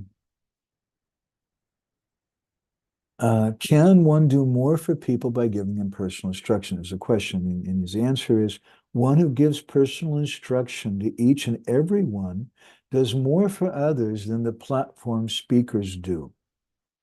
Generally, whatever platform speakers say cannot solve the problems of everyone in the audience, nor can it always benefit every individual. A person's defects are better rectified in a private tutorial class or private coaching than in hearing lectures in a school or college. Therefore, those who instruct particular persons separately can award them something more permanent. And in answer to your question about how things have changed today, and we're still fallen, Guru Maharaj said, now is the time I want to speak some of these things. The devotees have been around for so many years, they're chanting Hare Krishna for so many years, and devotees have become more advanced. And the proof is that we have Bhagavatam class now in most temples for probably an average about 45 minutes. That's probably an average of most temples, up to 1 hour. Some temples maybe even an hour and a half or 2 hours. And most of the devotees are able to stay awake. And sometimes they even have thoughtful questions. We've progressed. Our society has progressed. Or maybe we're not going out and doing as much Sankirtan as we used to be. Where the devotees are going out for 8 or 10 hours a day on the streets and hardly had time to sleep. Now maybe we're sleeping more and doing Harinam less. I don't know. But anyway, devotees are able to stay awake and hear something. Is that helpful?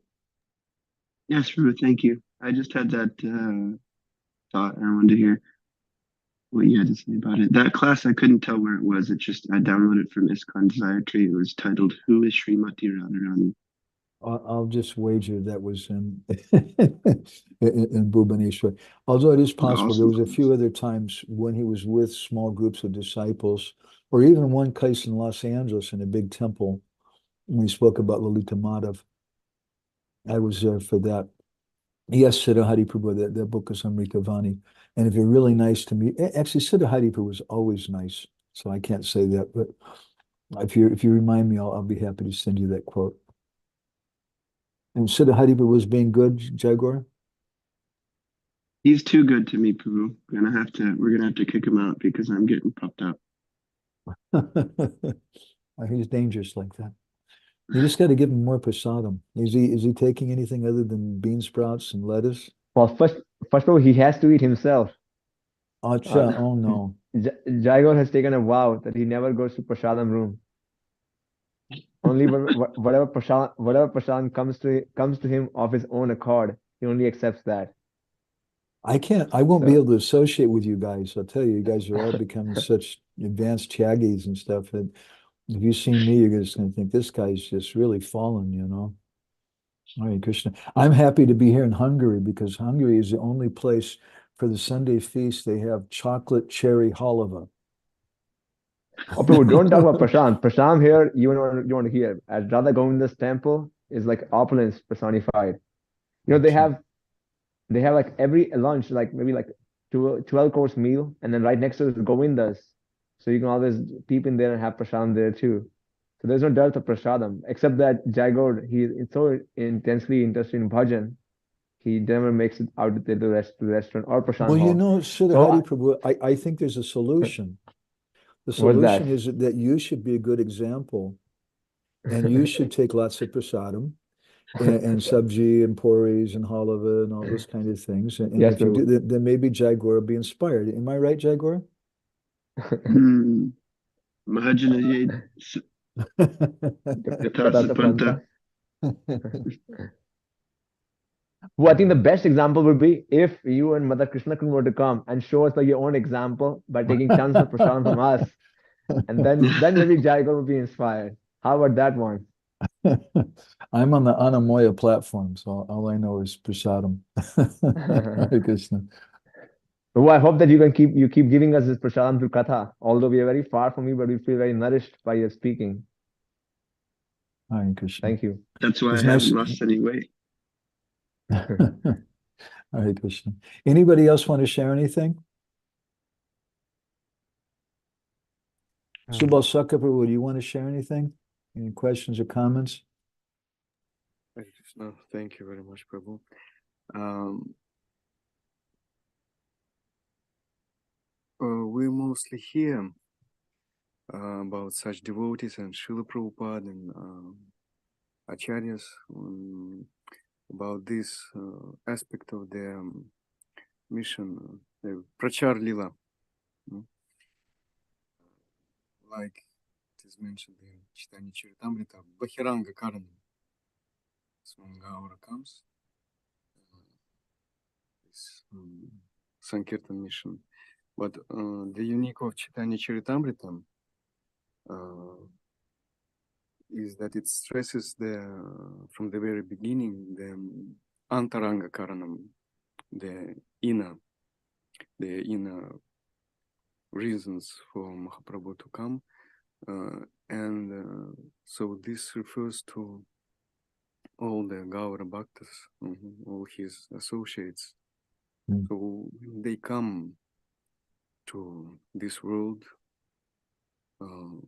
with that mission. They also have this Antaranga Karana. So could you tell us something about that?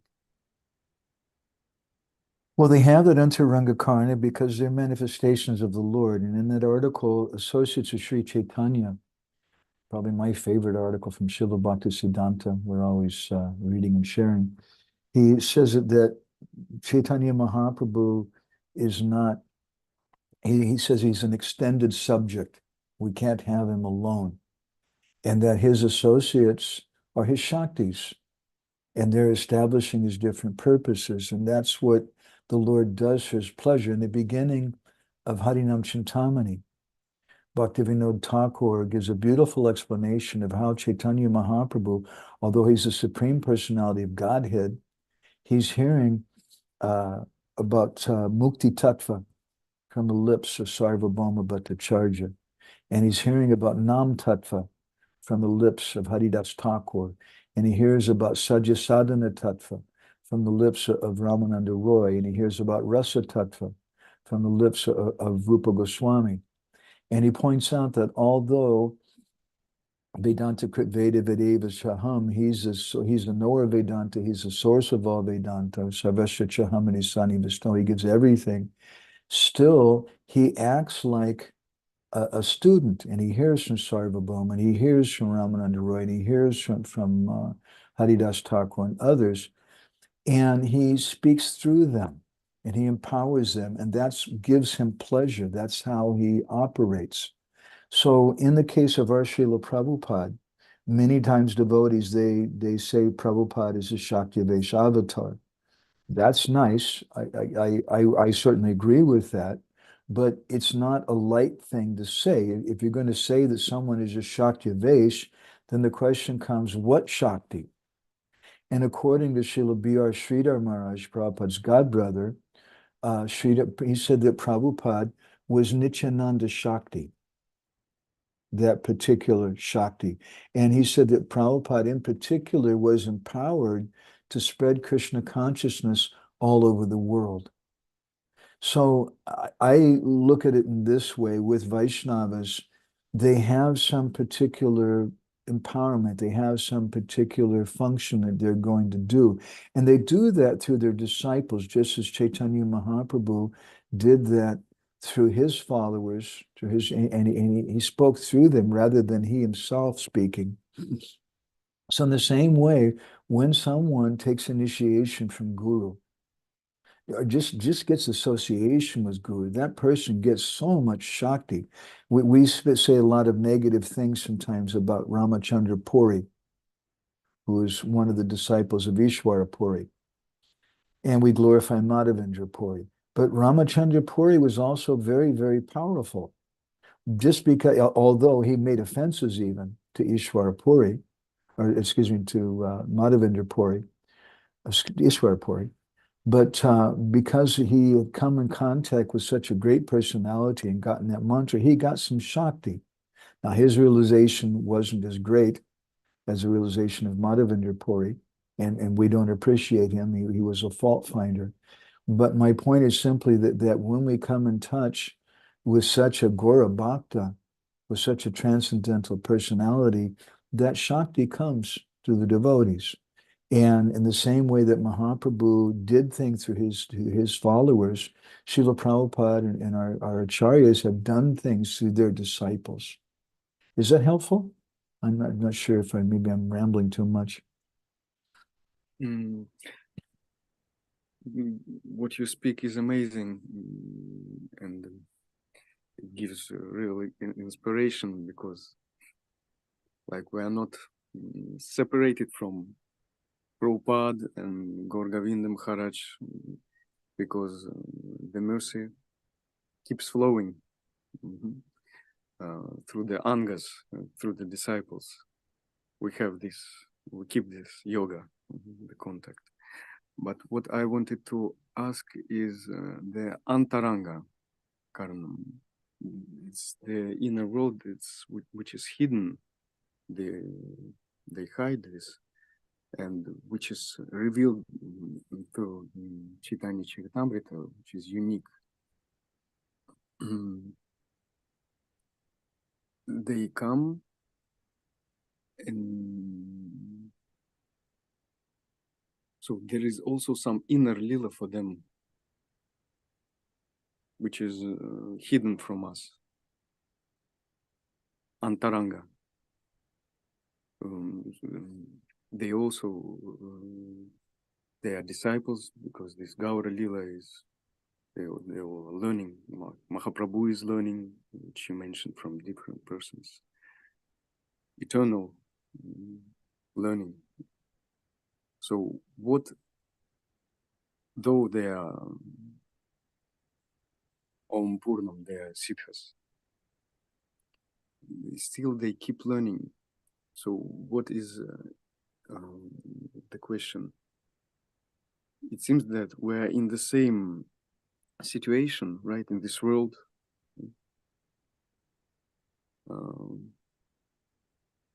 We also try to learn,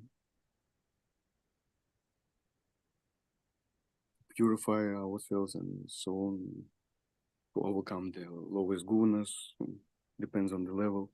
But they are also learning something. What are they learning? What is their antaranga karanam? You're saying we as disciples, what are we learning? Is antaranga karanam? We are disciples. We are learning. This is our path. Yes, but they come, Mahaprabhu and his internal associates, and they are also learning. Prabhupada, Gour Govinda Maharaj, what are they learning? We would have to ask them. But for me, I think that the same thing that Chaitanya Mahaprabhu and his associates are getting, Krishna himself came to taste ultimately Manjari Bhav. He came to taste the mood of Srimati Radharani and the service of Srimati Radharani as the Sakhi Manjaris, and there's a number of different examples we can give of that. And so, according to our Guru Vargas, our line is a line of Manjaris who are doing that kind of intimate service. And as Srila Prabhupada once commented, that Nikunja Yuno Ratikeli Siddhai means book distribution, it means preaching. That's the activity of the gopis, to bring conditioned souls to Radha and Krishna. And so these devotees are coming to do this very antaranga seva. And on the bahiranga level, on the external level, they're collecting money. They've distributed 100 books. They did 6 hours of kirtan, this or that. That's the external. But on the internal level, they're contemplating, they're doing this thing for the pleasure of Radha and Krishna. It's something we spoke about, gosh, I don't know, recently somewhere. I lose track of some of our kathas. We spoke about the kirtan of our sampradaya, something I speak about quite often, and how, what was it recently? Can Leela Purushottam or Jai Gaur, someone, can you tell me? Oh, it was our last sessions on Prem Bhakti Chandrika, our very last session in Prem Bhakti Chandrika. We spoke about what it means to do Manjari Seva. And I think you were also present, weren't you, Subhasaka Prabhu, for that session? So to bring you back to that session, the gopis are serving Srimati Radharani by chanting the holy name and helping her to overcome her feelings of separation from Krishna. So Krishna now is coming to repay his debt to Radharani, and to repay that debt, he has to feel that pangs of separation. And he engages his followers, just as Radharani's followers, the gopis, are doing kirtan, Krishna kirtan, to remind Radharani. The followers of Chaitanya Mahaprabhu are doing Krishna kirtan to help Mahaprabhu to taste that mood of separation in Radharani, and to help him to repay his debt. And those associates of Mahaprabhu are engaging, they're doing that kirtan, and they're engaging their followers in that kirtan, who are engaging their followers, who are engaging their followers. And that's the kirtan of our sampradaya. And that, my humble understanding, that's the antaranga karan, or the internal purpose of Sri Chaitanya Mahaprabhu's movement, and the purpose of our Guru Janas, that they're doing like that. And it's a vision they had. And that philosophical concept is something I've gotten from my Guru Maharaj, where he spoke to me personally about how kirtan is something we do for the pleasure of Guru. It's not done for our pleasure, but what is it? Tate Krishna Bhaji Kore Guru de Sevan. That we do, our Krishna Bhajan is our Guru Seva. And the Guru Seva we do, that's our Krishna Bhajan. Does that make some sense now? It's a very esoteric subject. Yes, thank you. So thank you. This comes to this, what you mentioned. Why is it important to chant with conception? Why it's important. It's vitally important. Yeah. And I think that's what Prabhupada was trying to give devotees at the time of first initiation. And for a lot of devotees, most of us are Bahiranga. And part of the big aspect of that Bahiranga consciousness, external consciousness, is we see everything in social terms. I am a member of ISKCON. I'm a loyal member of ISKCON. I belong to St. Petersburg Temple. I belong to Moscow. I belong to Kiev. I belong to this Guru Maharaj. I belong to this group. And getting initiated is a big aspect of that for a lot of devotees. For a lot of devotees, getting initiated is a big social thing. That's the Bahiranga aspect of it. And it's there. Prabhupada said we have our ISKCON family in the spiritual world and that. But the antaranga aspect of it is that Srila Prabhupada would speak about the 10 offenses. And those 10 offenses were kind of a gateway to what Prabhupada would speak about Radha and Krishna, just like Leela Purushottam Prabhu recently posted this beautiful excerpt from Prabhupada's lecture, where Prabhupada speaking about how Krishna's kissing Radharani in a very, very sweet, intimate talk. Prabhupada spoke some of those things. But that's, to get to that aspect, we have to go through the external part. Is that helpful in Prabhu? Does that make sense? Okay. And all of this, I have to comment, it's a relative perception. Because I can say this, you're asking this question, I'm trying to do the best I can then to answer you, but I'm not on an absolute platform. So my answer is relative. It's relative in the sense that it's my personal understanding, and someone else will definitely give a different comment. I've heard other devotees say different things, and some of them will say that this is a movement of Chaitanya Mahaprabhu for the golden age, and we have to take over the world, and they'll say this or that, and that's okay. That's their conception. I'm just sharing with you my humble conception. Hare Krishna Prabhu. Anil Prabhu, you want to share something? It's getting late where you're at. I'm sorry for keeping you up. Yes, Prabhuji, Hare Krishna. Actually, I was traveling and I forgot to carry my earphones as well. But all the time, I had to keep my mobile phone glued to my ears so that I don't miss this nectar. I was really, I was struggling to hear, but on the roadside, I was walking, but I was able to get something. And one thing I really, want to say thanks for. I needed to hear these things about Srila Gour Govinda Maharaj, which I heard today, and I want to thank you for that. I mean, really, I had struggle, understanding him. Sometimes I would try to hear his lectures, but I cannot understand quite a bit. So, but hearing from you, from you is really, really amazing. Hearing from a disciple about the spiritual master is really wonderful. I mean, I'm really feeling blessed that I hear something. I'm just sharing with you guys today, again, a relative perception of an absolute person and what I can see through my humble vision. And for me personally, one of the greatest gifts that I got from my Guru Maharaj was a way to reconcile how to live in this society and cooperate with all the craziness that goes on in the immature neophyte devotees and nonsense behavior. But it's okay as long as the holy name is there, as long as Krishna Katha is there. And I don't have to associate intimately with all those people. And moreover, I can even respect them and I can cooperate with them, and I should, for the pleasure of Srila Prabhupada. But at the same time, when I go home, I have my family. And that's something for me, a very, very special gift from my Guru Maharaj, something he stressed a lot.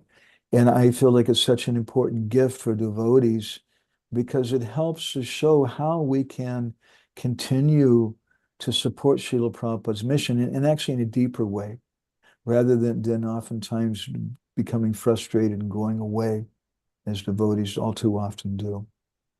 So thank you, Anil Prabhu. Prabhuji, and something else, I can say something more. Yeah, please. Yeah, I mean, your modus operandi, your understanding, and the way you have, like, counseled me at the time when I needed. So it has really helped me out to, apply these understandings, how to like cooperate, and sometimes when you really have to like just keep quiet, just do your things, just concentrate on yourself. Like last year, I approached you and you just suggested me, Prabhu, it's not right for you to take such things on your head, just concentrate on your bhakti and just concentrate on your sadhana. That has really helped me, and today I can see where that thing is coming from, you coming to you, that is coming from Maharaj. So it is idam parampara praptam, and that's a really that's a really wonderful thing to see that why you are doing and how you are doing, so that really makes sense today to me. That, and I'm really glad that I followed your advice, and today I'm in a better situation. Otherwise I would be smashing my head here and there, especially after the departure of his Holiness Bhakti Madhuri Govind Maharaj. I was so angry over few things, that I wanted to just, like smash some people, just shout and scream and fight with them, But I kept quiet on your advice, and that was really helpful. It's And very, very difficult for us to work together in society. I'll tell you a very strong story. A personal, I one day in Bhubaneswar, there was a rumor going around that year in Mayapur, someone was going to try to kill. There was a plot to kill our Guru Maharaj, a plot to hurt him. And oh my God, I was so disturbed. I couldn't. I was just. I couldn't stop moving. I was just so disturbed. Finally, I went in to see my Guru Maharaj, and I knew that he was surrendered, and I was being very careful how I put it. And I said, Guru Maharaj, I'm very, very disturbed. This thing is there, and we're hearing that the devotee, someone may want to hurt you. And Guru Maharaj just looked at me and he said, what can you do? and I was just, well, nothing. And he just kind of gently pointed out to me. Later on, I came back to him again and and I said, Guru Maharaj, we understand that you're completely surrendered to Krishna and you're dependent on Krishna's protection. But we can't, as disciples, we can't tolerate thinking that someone may try to hurt you. So we want to please accept a bodyguard. Mm-hmm. And it was because of that one of my godbrothers got to go, was a big fellow. And he was there when Guru Maharaj left. And it wasn't the Guru Maharaj left because of any particular person, Hare Krishna. He left because he was in ecstasy speaking Krishna Lila. And that's a whole nother topic I didn't speak about today. But thank you, Prabhu Anil. I appreciate it. Prabhuji, one last thing. Prior to me, Prabhuji was asking about the Antaranga Karan, how these devotees comes and how they do, why they do, things they like pursue.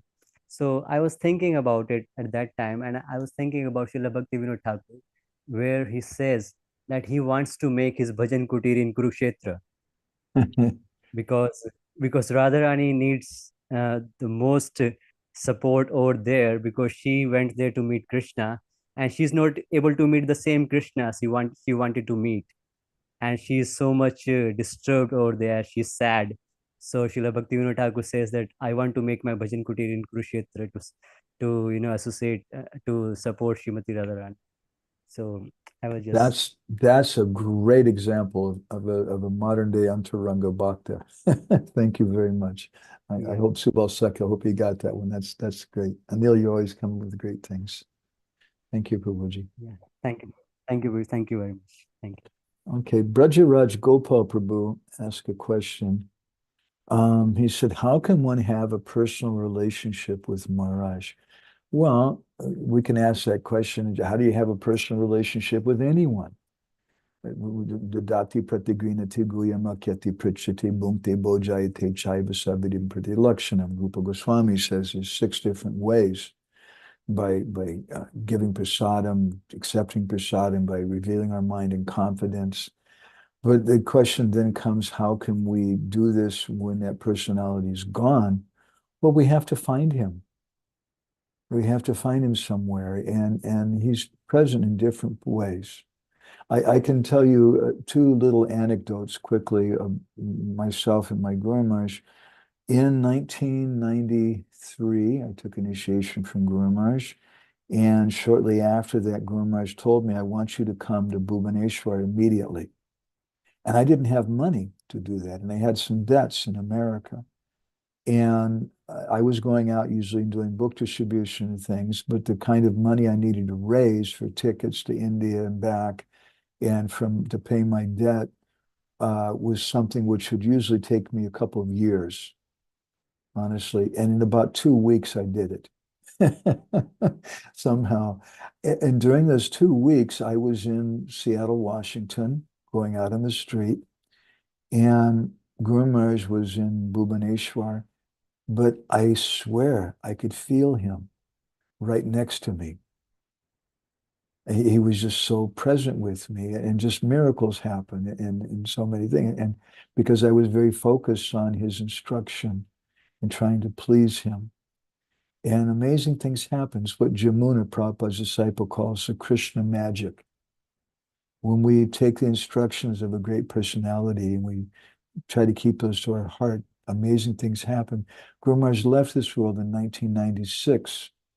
A few months before he had left, I had gone to Malaysia to print our magazine on Lord Nityananda. And we printed those there. And then we were shipping them to India. And then all of a sudden, Guru Maharaj left. Oh my God. And it was a week or two after Guru Maharaj had left, and we realized we have all these magazines, and devotees told me people want to read Gour Govinda Maharaj's magazine. They want to hear his message. And so the stock had arrived by boat to Kolkata. And so very innocently, like a foolish young man, I went to the Kolkata docks to pick up those magazines. I didn't understand there's a system. And the system is usually it takes a few weeks to pick it up. And you go and there's a certain name for that. Maybe somebody here can remember what those persons are called. They're a broker or something like that. You get a broker or someone, and they deal with the dock managers, and there's like about a dozen different signatures that have to be given, and you have to give money, and there's this and that, and you have to rent a truck. We rented a truck, and we showed up in the morning thinking we just, sign a paper and pick it up and let's go. But Kolkata is not like New York City. And we arrived there, and all of a sudden it was just such an impossible task. Impossible. And I remember for some strange reason that day, all day, I was just praying to Bhaktivinoda Thakur. And it really felt like, to me, I'm very sentimental, but to me, it really felt like Bhaktivinoda Thakur was there with me. And we had to go to this person. They said, no, you got to go to this other person. We go to the other person. He said, no, you have to go back to the first person. We go to the first person. He said, you have to go to the third person. Third person would send us back to the first person. And it was just insane. And the whole time I was just crying, and really crying in my heart. Somehow to Bhaktivinoda Thakur, I don't know why I was inspired by him in particular, but I was really praying to Bhaktivinoda Thakur, please, please, please help. And somehow there was like a miracle. And after, it took us about 6 hours, but by the end of the day, I was sitting on the back of that truck with a whole stack of magazines on our way to Mayapur. And it was just completely unheard of, even for someone living in Kolkata who speaks Bengali and has money for bribes. And we didn't bribe anybody, but just somehow it just happened. And so in answer to your question, that's what comes to me, how we can have a personal relationship with someone who's not present. We can try to meditate, we can pray to them, we can cry to them, we can try to serve them in a way that pleases them. We can try to meet them. And we'll meet them in different places. For me, I feel my Guru Maharaj's presence strongly at his samadhi, in his Pushpa Samadhi in Mayapur. His full samadhi in Bhubaneswar, not so much for me personally. I don't know. Maybe because, well, actually, I helped one of the persons who put Guru Maharaj's body in samadhi in Bhubaneswar. And I also was a personality who established the Pushpa Samadhi in Mayapur. We did the ceremony there. But for me, the Pushpa Samadhi is really where I feel his presence, perhaps because I was going there and praying intensely every day to help me, help me, help me, guide me. And perhaps because it's that samadhi, we brought so many devotees every year. Just today, they had a festival there. Tomorrow, they're having another festival, a little more private with God Brothers and things. And every year in Mayapur since 1996, I was an organizer for that up until last year when Krishna wouldn't let us go back to India. And so that's my humble reflection, Brajaraj Gopal. Would you want to, is that okay? Do you want to share anything? Any feedback on that?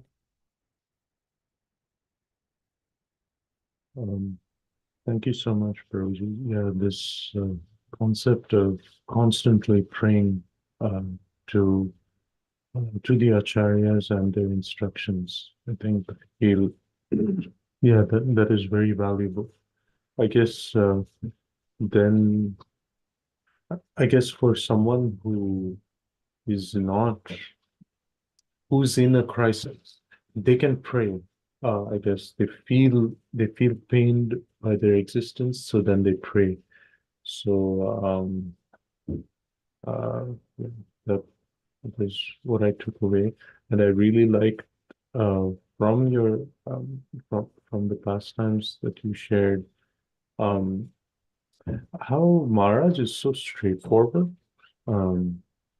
Like I feel like in today's world, everybody's like, they're trying to be polite, but subtly passing on some hidden message. I just wish devotees would just say it like, okay, this is not appropriate for you, Prabhu. You should do this. Or, yes, you please go ahead and do this. So I loved it when Maharaj said, no, I speak on prema. That's it. Like you should don't try to twist it.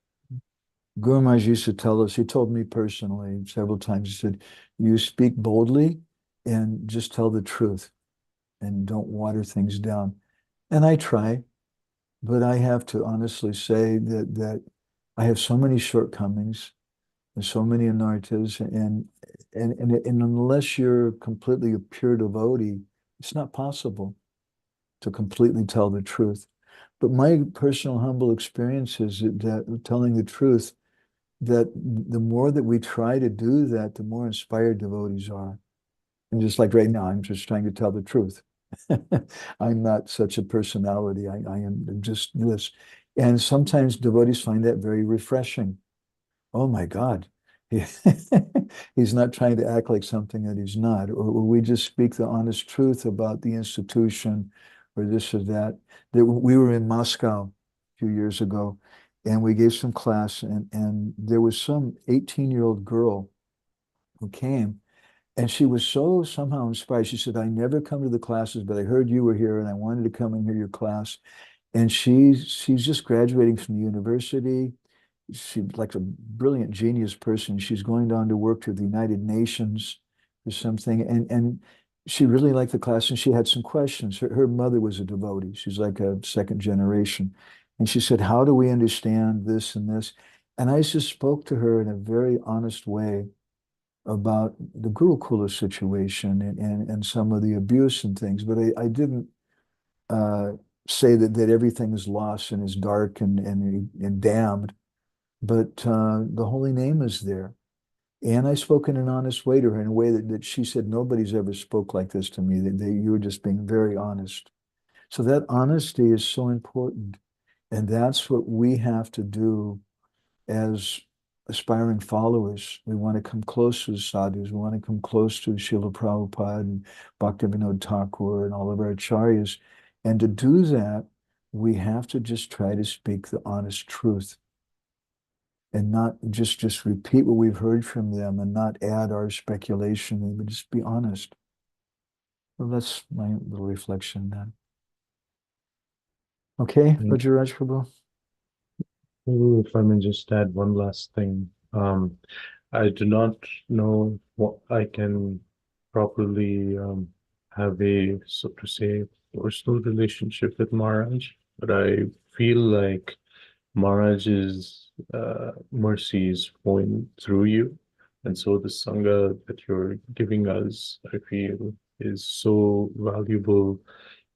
I feel so privileged that nobody like me is getting to be in, it feels like almost in the inner sanctum of Maharaj's heart. So I just feel so grateful that you allow us to take your association and listen to your katha. Thank you so much.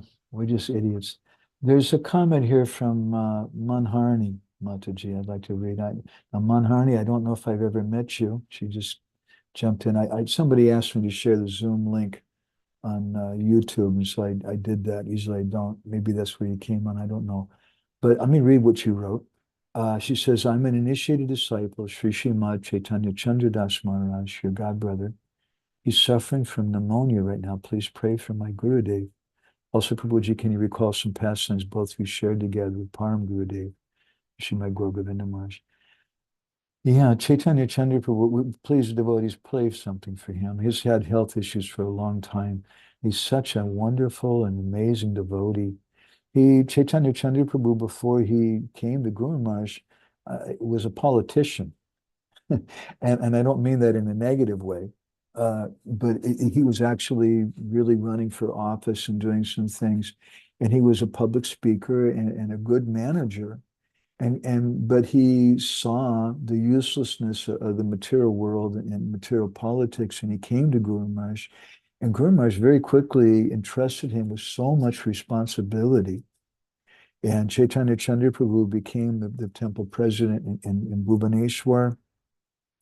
And when Guru Maharaj left this world, he told a few devotees privately, he told one devotee that I know of privately, he said that just as Srila Bhaktisiddhanta left this world early, feeling disgusted, I'm also feeling disgusted, and I'm thinking to leave early.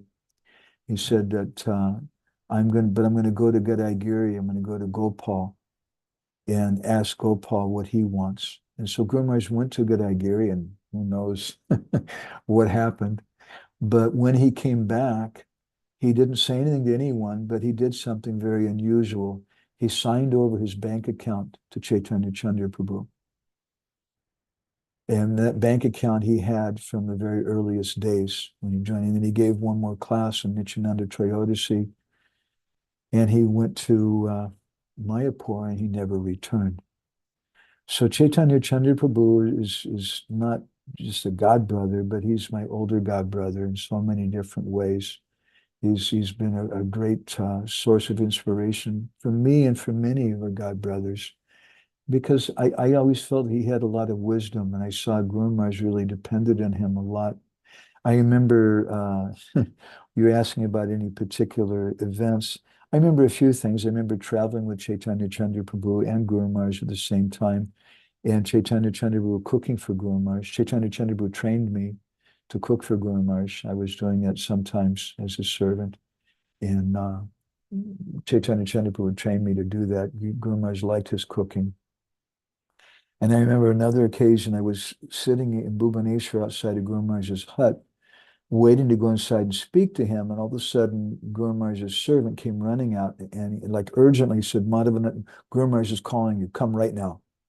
Yes, and so I went inside with one other devotee, and there was one of my god brothers who was, it's very difficult to describe the situation he was in. He was hysterically crying. He was not just with tears, but his whole body was shaking and shaking, and he was trying to hold on to Guru Maharaj's feet, and Guru Maharaj was kicking him. And Guru Maharaj started shouting at us when we came in. He said, take him out. And oh my God, so we had to struggle with this devotee. He didn't want to leave. He was trying to hold on to Guru Maharaj's desk and things. We had to, and he's my god brother, he was a friend. And we physically had to roughly take him out, and we took him to another room, and he was so, he couldn't talk. He was just crying and sobbing. And we couldn't figure out what in the world is going on.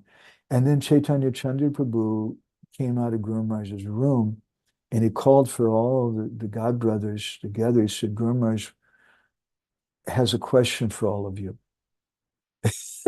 And we were all, it was a very, very sober moment. Everybody came together, and Chaitanya Chandra Prabhu explained that this particular god brother, who was a sweet devotee from the West, who's done so much service for Gurudev, and I know in my heart he's very close to Guru Maharaj, but somehow he had some doubts. His previous guru had fallen down. His previous guru became a homosexual. And he had this mental concern, and he asked Guru Maharaj, he said, Guru Maharaj, how do I know that what happened with my previous guru won't happen also with you?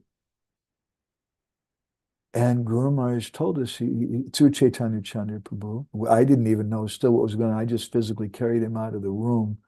And he was so just weeping in hysterics that he couldn't even speak to us, because Guru Maharaj had rejected him and told him, you get it. And then Chaitanya Chandra Prabhu called this meeting, and we were all sitting right outside of Guru Maharaj's room. And Chaitanya Chandra Prabhu said, he gave us this message. Guru Maharaj said he'd done this thing. And then he said, Guru Maharaj has a question for all of us. Should he be rejected, or should he be forgiven? Oh my God. It was the heaviest moment I have ever experienced. Everybody was dead quiet.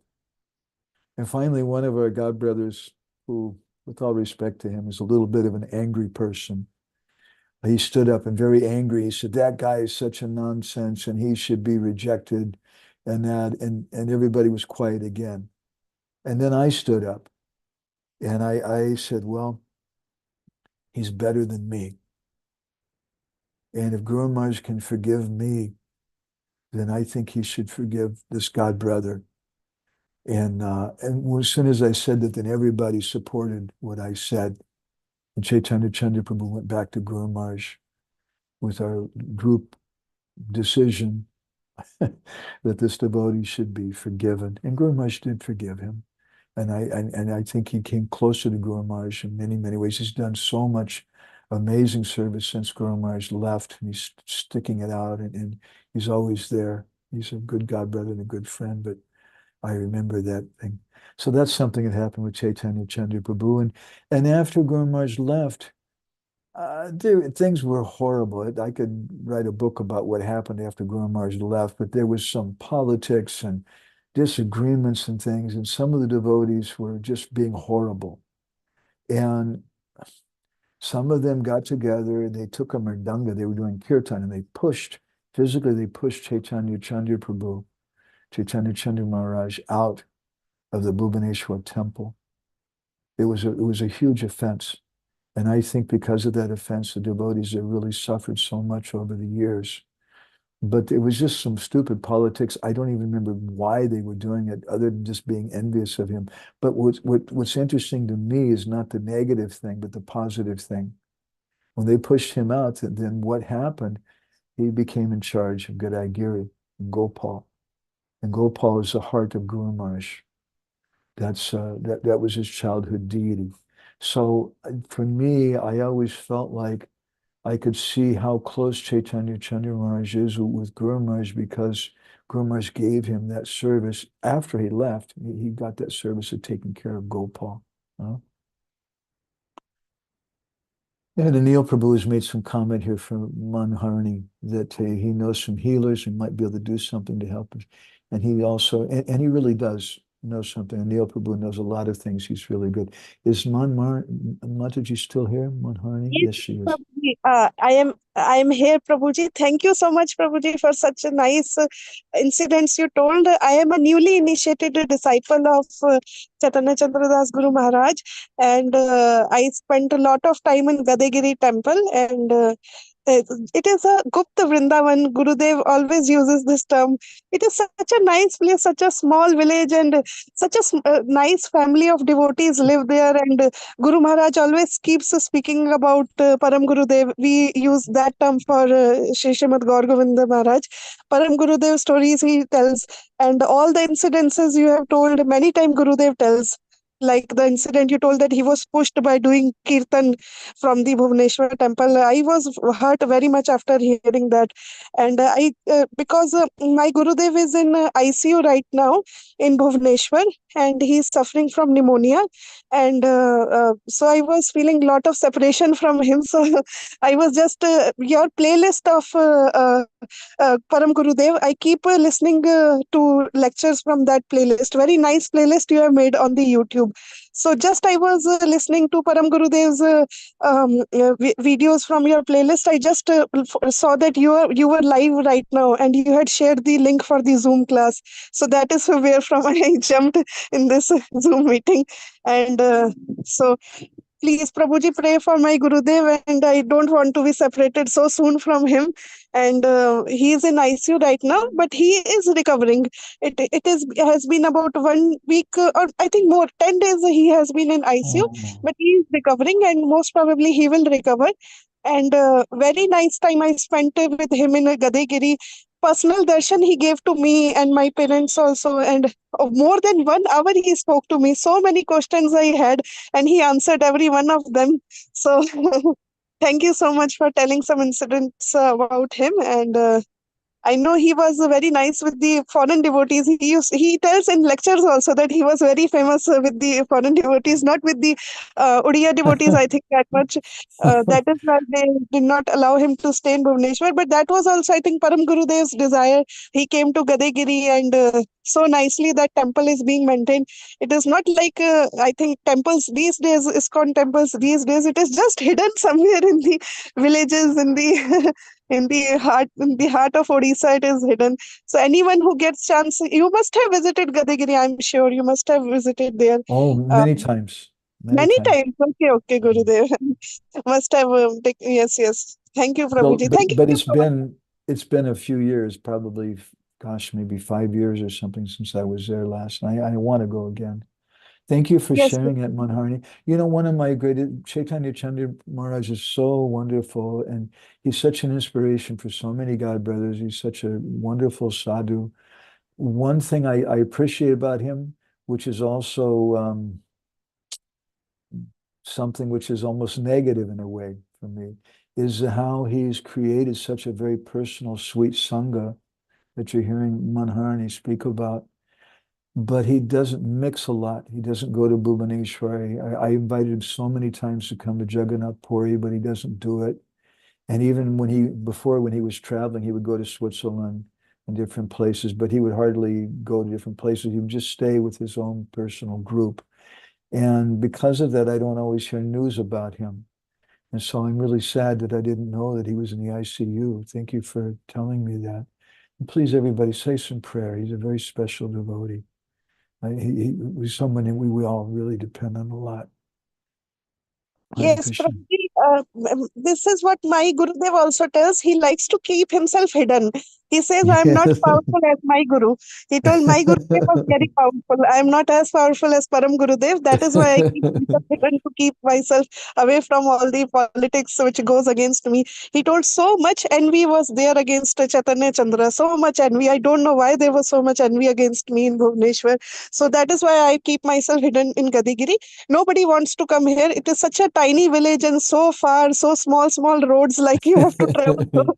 So this is very safe. He says, here I can speak anything, here I can say anything, nobody is going to do anything. So Yeah, that is, I also feel I am transported to another world when I go to Gadagiri. It's just another world, just a very small family of devotees, totally devoted to Gopal. They have no independence at all. Their whole lives revolve around Gopal. And all the from morning to night, Gopal, Gopal, Gopal, Gopal. But I have just been initiated few weeks before, and now Gurudev is in ICU. So that is why I was feeling so much separation, that this he cannot do to me. I have just been initiated and I want to spend a lot of time more with him in Gadagiri.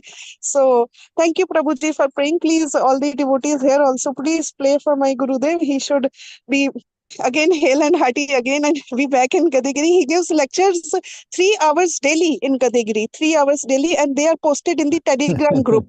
And I continuously keep listening to his lectures. At this advanced stage also, he is about to be 80. He gives 3 hours daily lecture. And I can tell just these lectures are not of this world, not of this material world. They are out of this world. They are Shabd Brahma. They are coming from the spiritual world, what he speaks. And really, thank you, Prabhuji. I heard him talk about you also, so I was very happy to see you and I was able to interact with you. Thank you so much, Prabhuji. Thank you so much, Prabhuji. I will not take more of your time. Thank you, Prabhuji. Hare Thank you, Krishna. Manharni. Hare Sometimes we Krishna. take groups of devotees to Gadagiri, and it's always a very special experience for us. Gadagiri, not a lot of devotees want to go because it's useless. You're not going to make any money there. And there's not a lot of, you're not going to get a lot of followers. So a lot of devotees are not interested. All that you have there is Gopal and Guru Maharaj's heart. And that's enough for Chaitanya Chandra Maharaj. And Gopal is also, Prabhuji, so little that people see such a small deity, but he is so powerful, such a small deity, but very big eyes. He sees everything. He sees in your heart. Such a small deity, but with very big eyes. And of course, the personal deity of Param Gurudev, you surely feel in connection.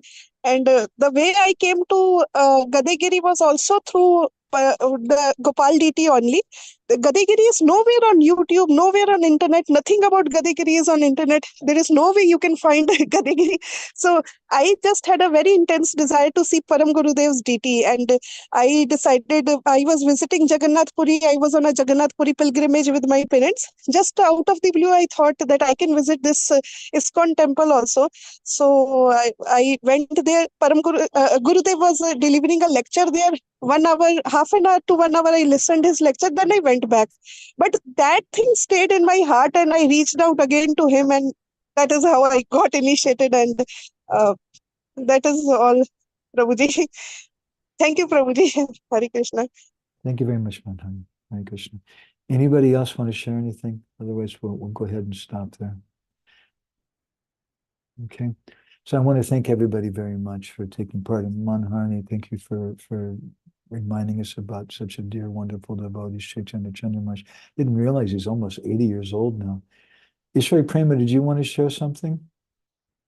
No? Okay. Please, everybody, say some prayer for Chaitanya Chandra Maharaj. She's very, very dear to Guru Maharaj and very dear to all of us.